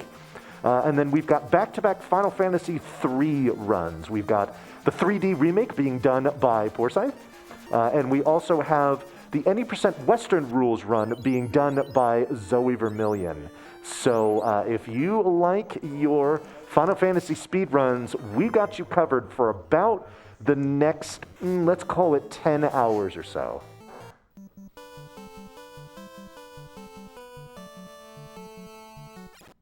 All right, so I'll be heading into Sea Shrine here. That'll take me a little bit of time. Definitely go check out those trap tiles. I think that's probably the most productive thing next. And then I think at that point we are both heading for Tiamat and Warmech. Indeed. Unfortunately, I got into one of the unrunnable encounters with the Zombies, but it's definitely not the end of the world. And on top of that, they had slow 1, which, I mean, it's bad, but it's not that bad. Speaking of unrunnables, let's talk about some of the things that are shuffleable in the randomizer that we have not turned on here today. We've tried to keep things pretty close to what the vanilla game would look like, and so if you have played Final Fantasy, you are at least generally aware of how most of these things work mechanically, but there is a whole lot of options that have been added by the community over the years that will shake things up even more. Some of my favorites are the blurst items, where you can have a plus or minus attached to all of the weapons and armor in the entire game, which will completely rebalance their stats and abilities. Another great one that's been added recently is a randomized overworld feature. You've seen that for Dragon Warrior Randomizer. You can do it for Final Fantasy as well, except this map is like 16 times bigger. Yeah. So it is an amazing thing to go and try and explore the game completely fresh and from scratch. On top of that, something else that has been added is you can actually change the spell books into one that has been made from scratch. And the spells get changed, re-tiered, and they do a lot of different things compared to what you're used to seeing. For instance, there actually is an ice elemental instant kill spell. You can also end up changing the weapons to have different abilities, as well as the armor, which are known as Weaponizer and Armor Crafter. Those actually do some fairly cool things. As you mentioned, the Blessed and Cursed weapons, or as we call them, Blurst, as well as Blurst classes, where the classes can have modifiers. So in the case of the Red Mage that Gyre has, it could actually be a Sage, which works similarly to the Sage from Final Fantasy III, which you'll be seeing that run later. And if you like the things that we're describing right now, or if you like the things that you're seeing on your screen, FinalFantasyRandomizer.com is where you can go to make your own randomized games. And for the big active community, Discord links I've put in my chat, !Discord will get you into the Final Fantasy Randomizer Discord there. As well as I forgot to mention the Ultima 6 Discord if you'd like to go and play Ultima games as well. Did that run earlier in the week. And there's also a link to the Discord on FinalFantasyRandomizer.com.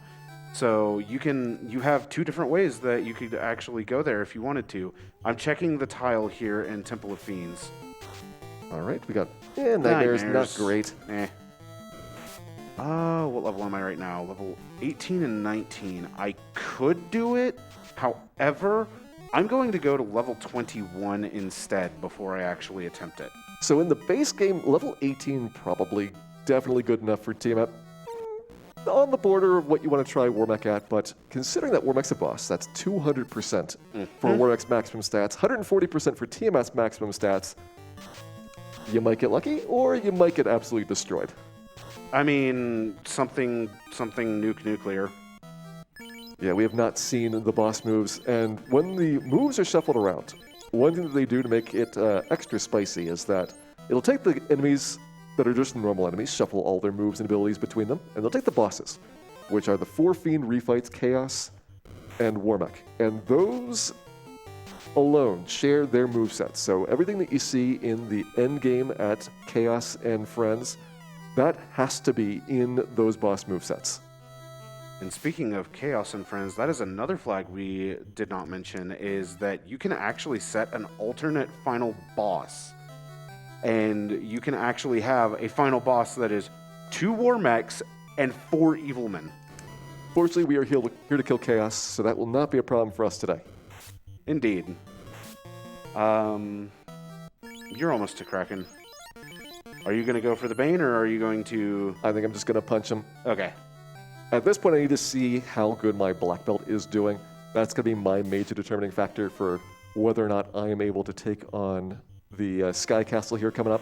And I do get a lot of levels along the way, and black belt does not need to save in order to get the benefits of the stronger fists. But I feel like I should be probably about 3 or 4 levels higher right now to be in a comfortable spot. That's fair. While the Kraken fight is going on, and while I'm just taking out these Agamas, Vonnie, it's all yours.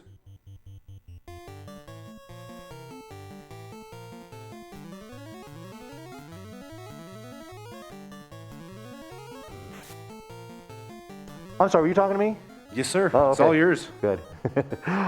We have to talk about some of the donation incentives that we've got coming up. As a reminder, we still have one to meet for the Stranger of Paradise run, and that's the My Way sing-along. We got $115 there, and we need $1,000 to get that. If you want to get the fastest fish in Crystal Project, that needs $250. It's only at $55.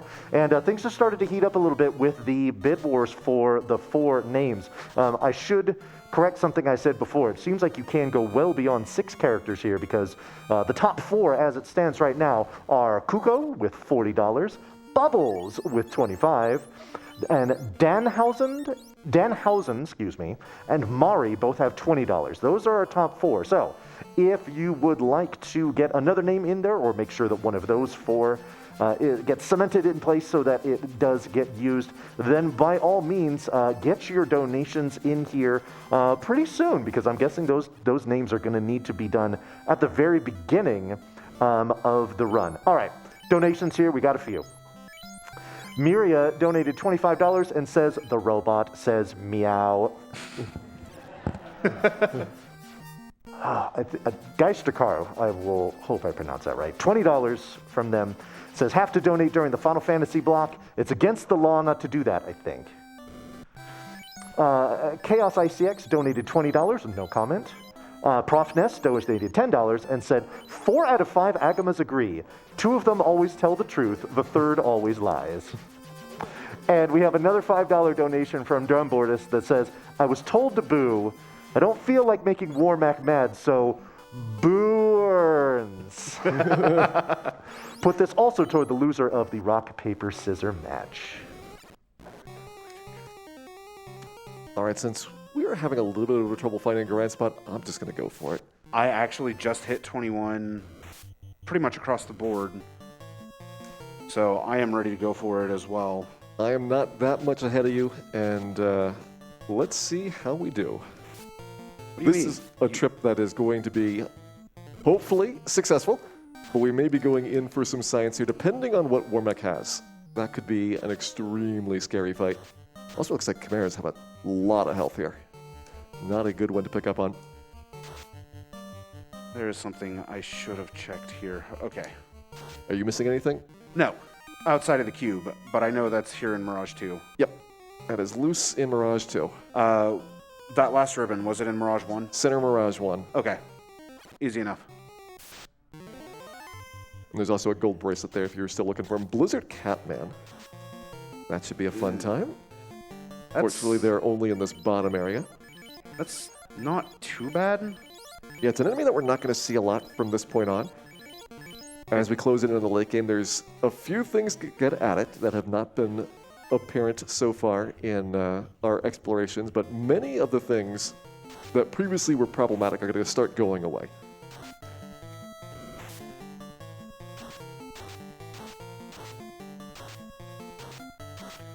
All right.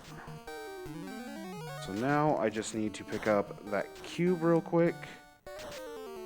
And then we are both going to be in the Sky Palace.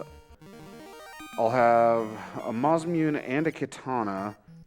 You'll have Mosmune and Fists. So it shouldn't be too terribly bad. And I'll do some scouting. Wormek is wandering around this maze section coming up. But we found out, and we didn't actually notice until we got here and started doing these co-op runs, is that it is initialized to be the same spot on these seeds the first time that you go in there. So I'll be able to give you some info about where we can hopefully spy our robot friend. Absolutely, and that is actually something I also had not really known, despite doing a lot of the co-op co-op tournaments prior to even doing this.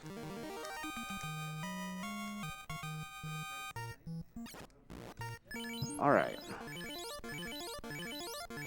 How is Sky looking so far? Generally pretty clear. I didn't have to do much there, so I'm not going to have a whole lot of info on the encounters. That's fine. We got some purple corn tortilla nacho chips right there. Ooh. Those are a pretty good fight. I'm looking for things that I can get XP on. Air's not really worth it. One of the few elementals that just is a bad value in terms of XP versus difficulty. Yeah, the air elementals definitely aren't worth it. More nachos, that's nice.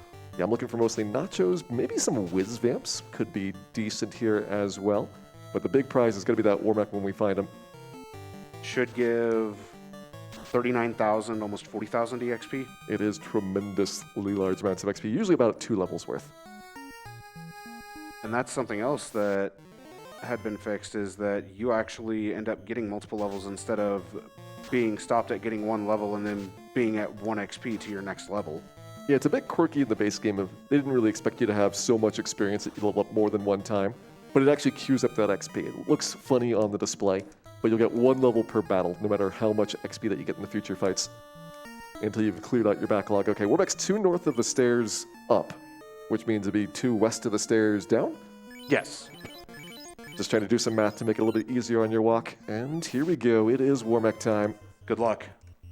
I'm hoping Wormek does not destroy me in round 1. Playing it pretty defensively here based on the levels. Okay, he's opening up Blaze as his first skill. That's reasonable to deal with. Blaze is fine. It's not nuclear, and that's the biggest thing that we're concerned about. It is nuclear second. Of course. I had to open my mouth. Hopefully I'm going to be able to heal in between.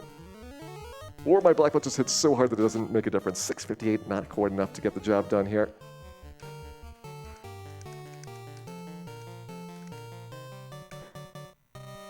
No disassemble.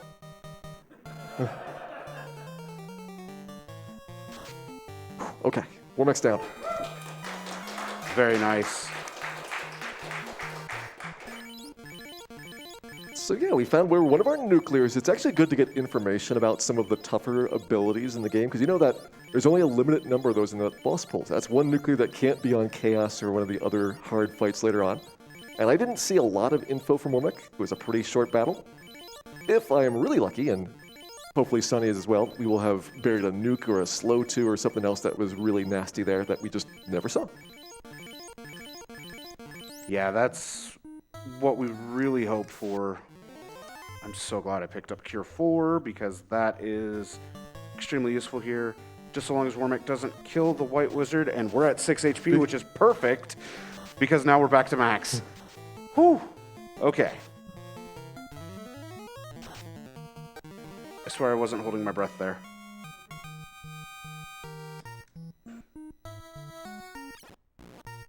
So I should be good on evasion. Even if nuclear comes out, I should be more than okay. But 6 hits, 625. See you later, Wormek. Sorcerers have poison, and they're all over the place in this next region. This is actually very bad for me, but I will be using Fade, so I'm going to take care of them. But as a heads up, if you run into sorcerer battles, do tread carefully. Will do. I'll see you here on the Bridge of Destiny, as we call it. I'll be drinking a lot of heal potions on the bridge. I actually got Dan to run away with all of the armor that he's wearing. That's not something that happens. I just want to pop in here to remind everyone that in order to get Sawney and Gyre here to fight Wormek, that was a $2,000 donation incentive. So thank you one more time for donating to make that happen. And if you enjoyed what you were watching, give me a donation comment with your hype for watching them both fight the Wormeks and kill them on the first try. That was outstanding, fellas. I'm very glad that that went well. Wormek is obviously very unpredictable. And again, for those bosses, 4 Temple of Fiend refights, Wormek and Chaos, unlike the normal enemies that go up to 140% stats, those can go up to 200% stats. Mm-hmm. Which I'm now up to Tiamat 1, whom we mentioned is susceptible to Bane, and we might be seeing something like that happen here in a second. I just wanted to get fast off on Dan, just in case I have to resort to melee damage, but here comes Bane, and it's going to be ineffective to start. I'm going to try the Bane Sword. First try. Nice. 100% success rate. It has never missed. Unfortunately, I'm not having the first try luck, but that's okay.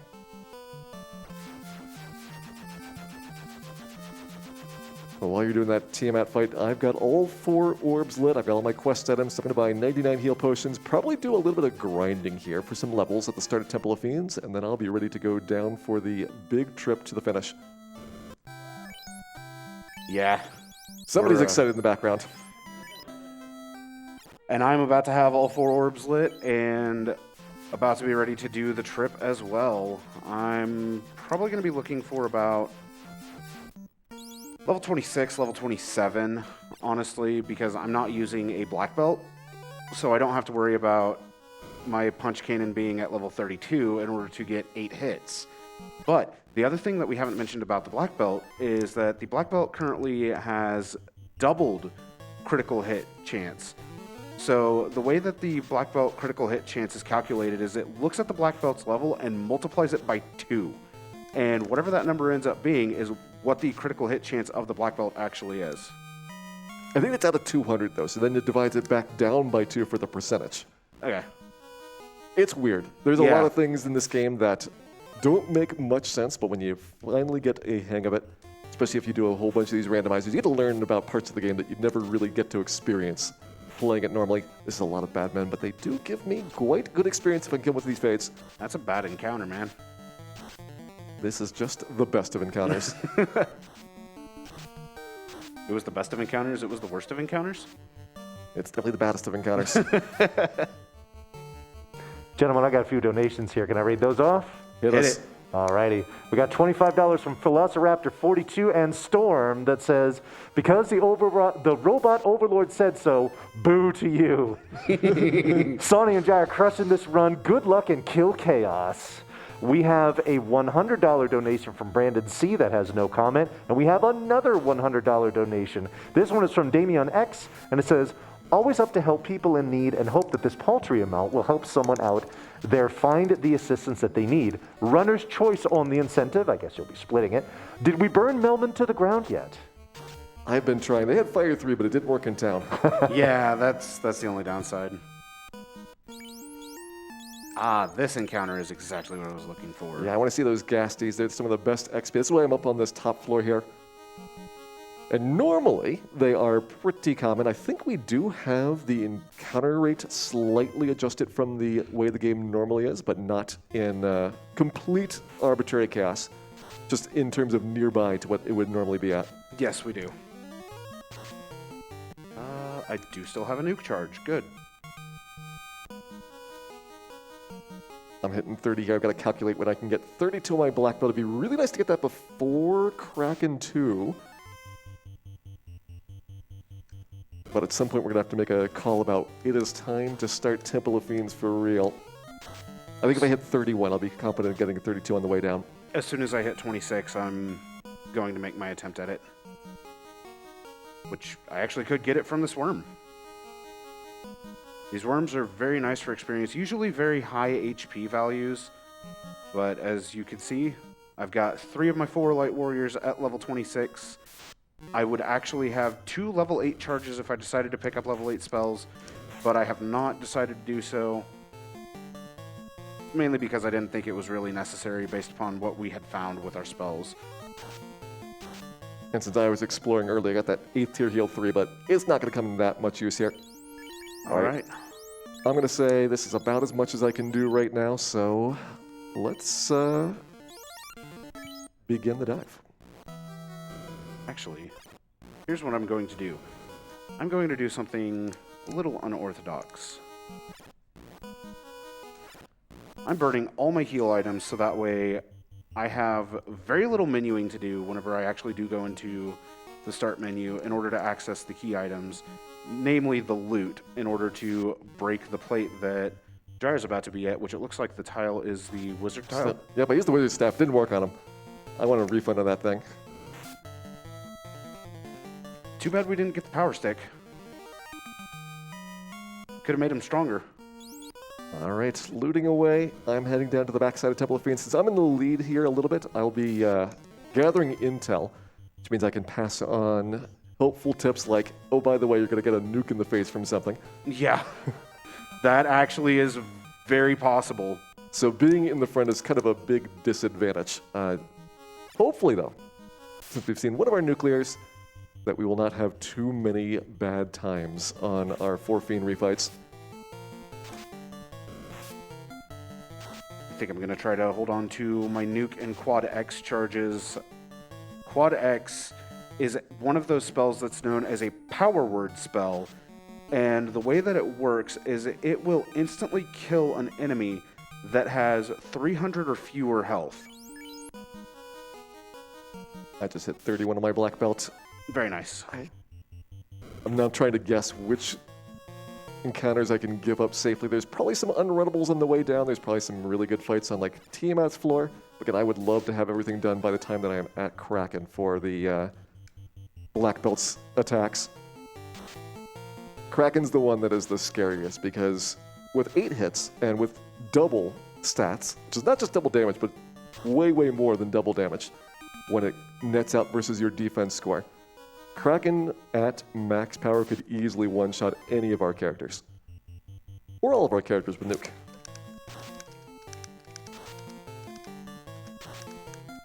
Just a heads up, Medusa has Dazzle. Probably not a big deal, but if you try to do any kind of grinding there, be aware of that.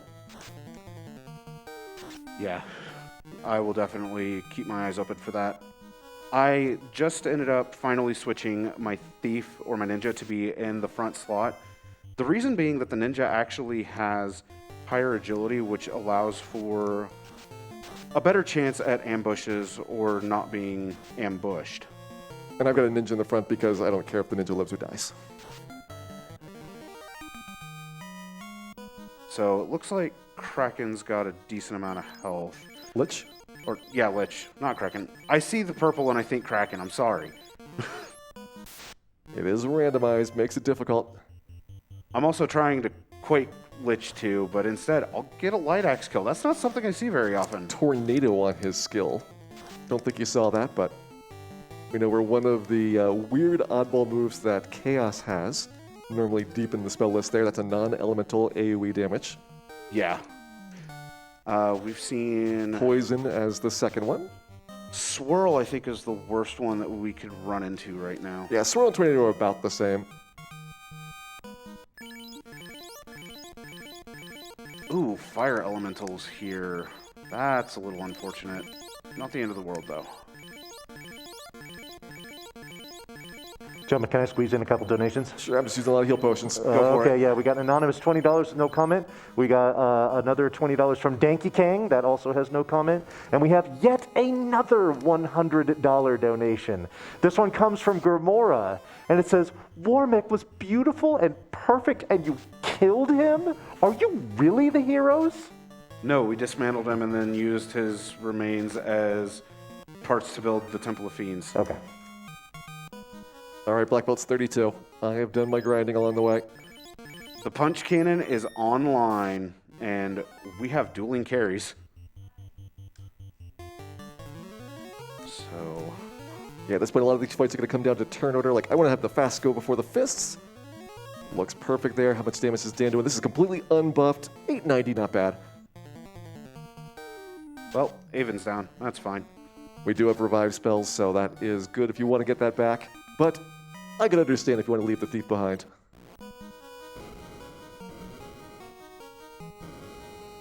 Oh, fire 2 on carry, so we know one of the weak elemental spells is out of the question, but oh my goodness, that damage. I think she's in quad X range.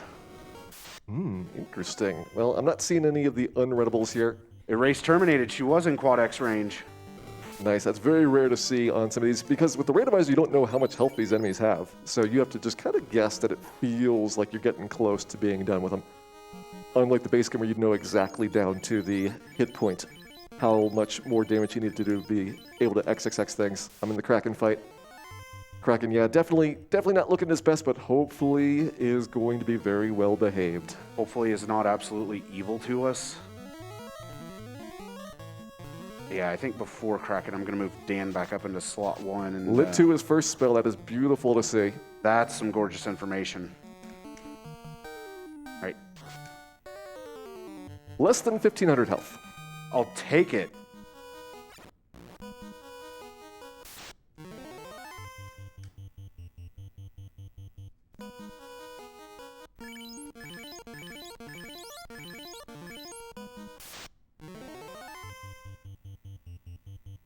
That is fine. The Black Mage did exactly what it needed to. I've got a bit of a debate here about whether I wall the ninja. It costs me a Cure 4 charge, and the ninja really isn't worth it that much. I could just revive later. This is true. Tiamat, by the way, opens with fast as first spell. Doesn't do damage, but makes Tiamat kind of scary. Now up to 12 attacks. Yeah, just ever so slightly scary. Fire 3 is second spell.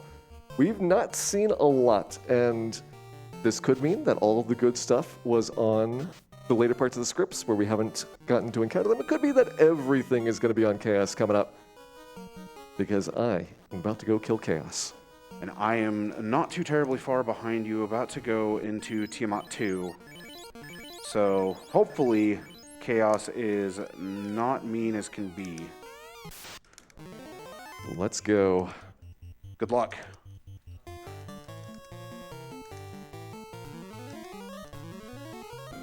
Got my decoy ninja doing decoy ninja things, just getting punched in the face. We actually want to see a punchy Chaos. It can mean that the battle goes a lot smoother than if we have to deal with all kinds of spells and abilities getting flung around. And it's just kind of random what the percentages are. Stun first spell, that's a pretty much free turn here. Get ready for time when Sonny does it, so don't hit time when I finish. This is a co-op. We both need to complete this game. Okay, has at least 2,500 health. Base game's got 2,000, but can have up to 4,000 here, and you're probably not going to find out the exact number because I'm about to do a lot of damage to him. Yeah, get ready to see what the punch cannon can do. It's about to... Oh, we have 2 more tempers. This is going to be embarrassing. Lord. Here we go. 23-29. There is the punch cannon for you all. 2,329 damage. Oh, thank goodness. It's air elementals and not iron gulls or purple worms. So unfortunately, I don't have a lot of info in terms of HP. It's a little bit more at least, but it could be as much as the maximum on it.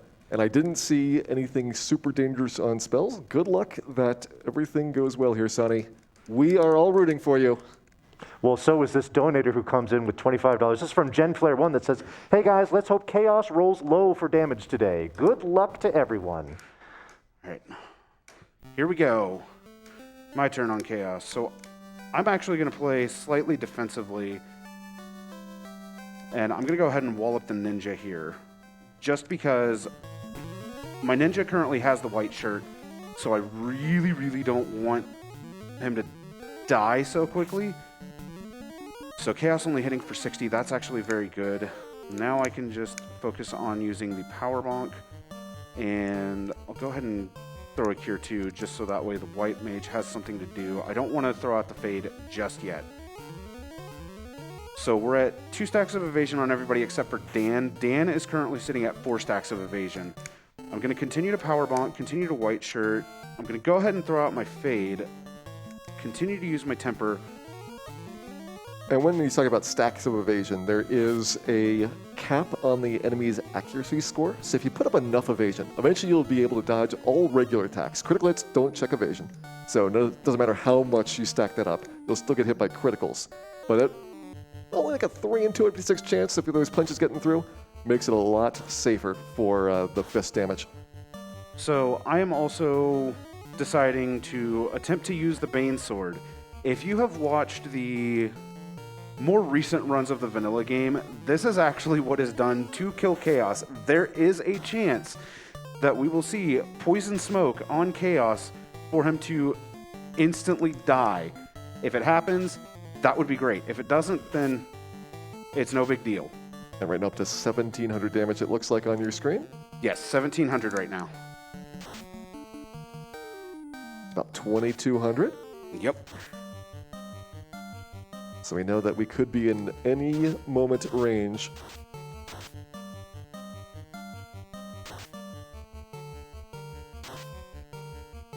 $26, 27, somewhere 4,000 is the maximum. Yep. So 32, I imagine, is probably where it's at. Time. And terminate it. Good job. Great run.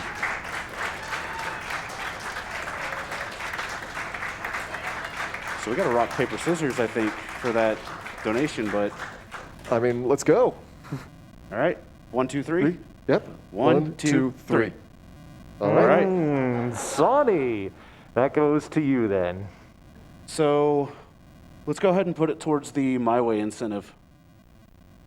Okay, sounds good. All right, final shout-outs here. I'm going to say, once again, thank you to the entire Final Fantasy Randomizer community. Again, FinalFantasyRandomizer.com. If you enjoyed what you saw here today and you'd like to try it yourself, I recommend go out there. There's a bunch of pre-set flag sets that will help you get started with them, including improved vanilla, which basically is the base game experience. All the bugs fixed, experience doubled so you go a little bit faster, and there's some more challenging flag sets. So as you get into it, you can experiment with all the options and see which ones that you enjoy. Sonny, you got any shout-outs here?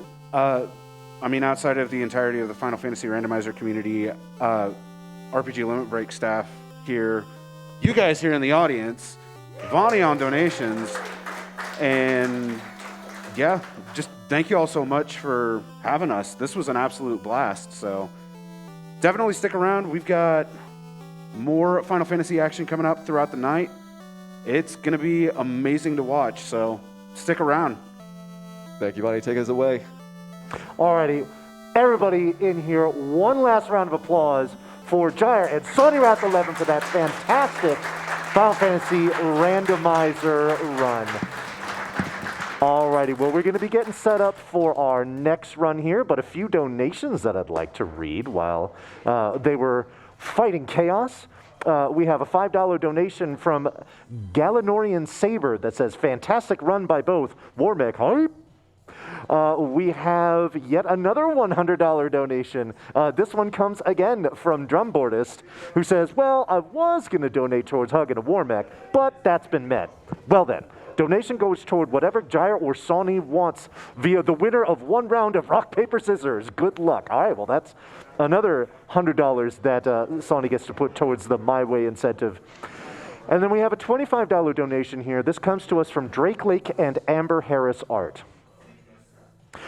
I've been goofing with some of my donation comments earlier in this event, but real talk.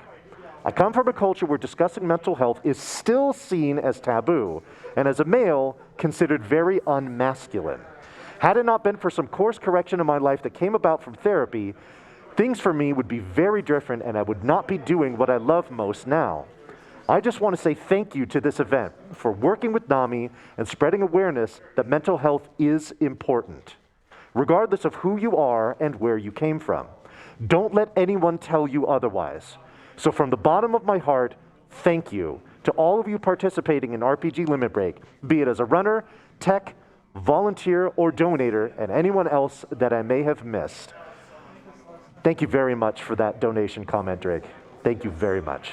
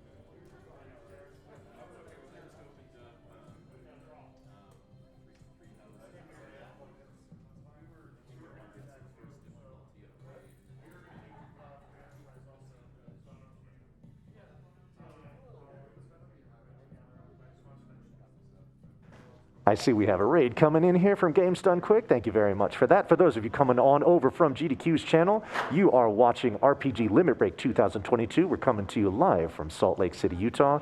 And we are raising money for NAMI, which is the National Alliance on Mental Illness. If you see some links here in the chat where you can go ahead and make some donations. We still got some bid wars coming up for the next run and some runs after that. So go ahead and peruse those and go ahead and consider contributing some money to an extremely worthwhile cause.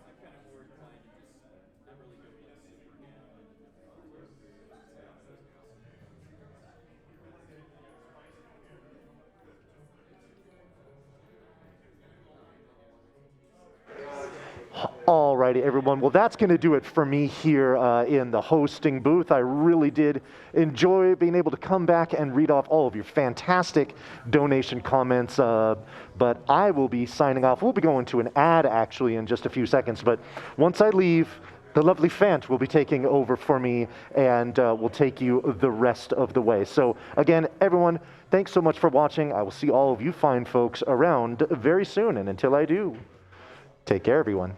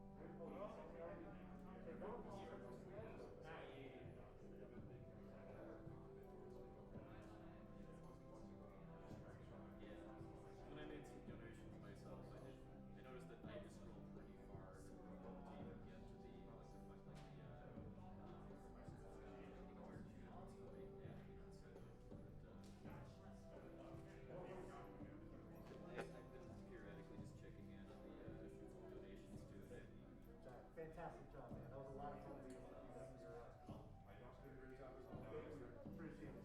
Have a good night. I feel like both of the donations have been sent.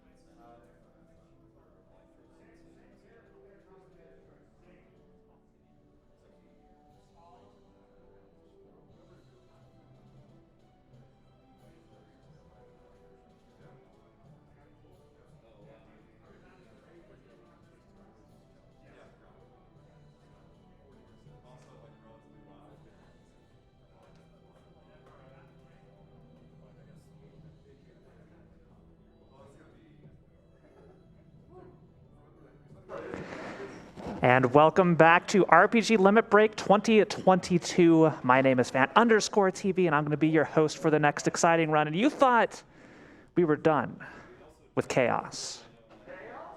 Well, I don't know how much y'all know about Stranger of Paradise, Final Fantasy Origin that's coming up next after we finish setup, but I've seen a thing or two about it, and chaos is definitely involved.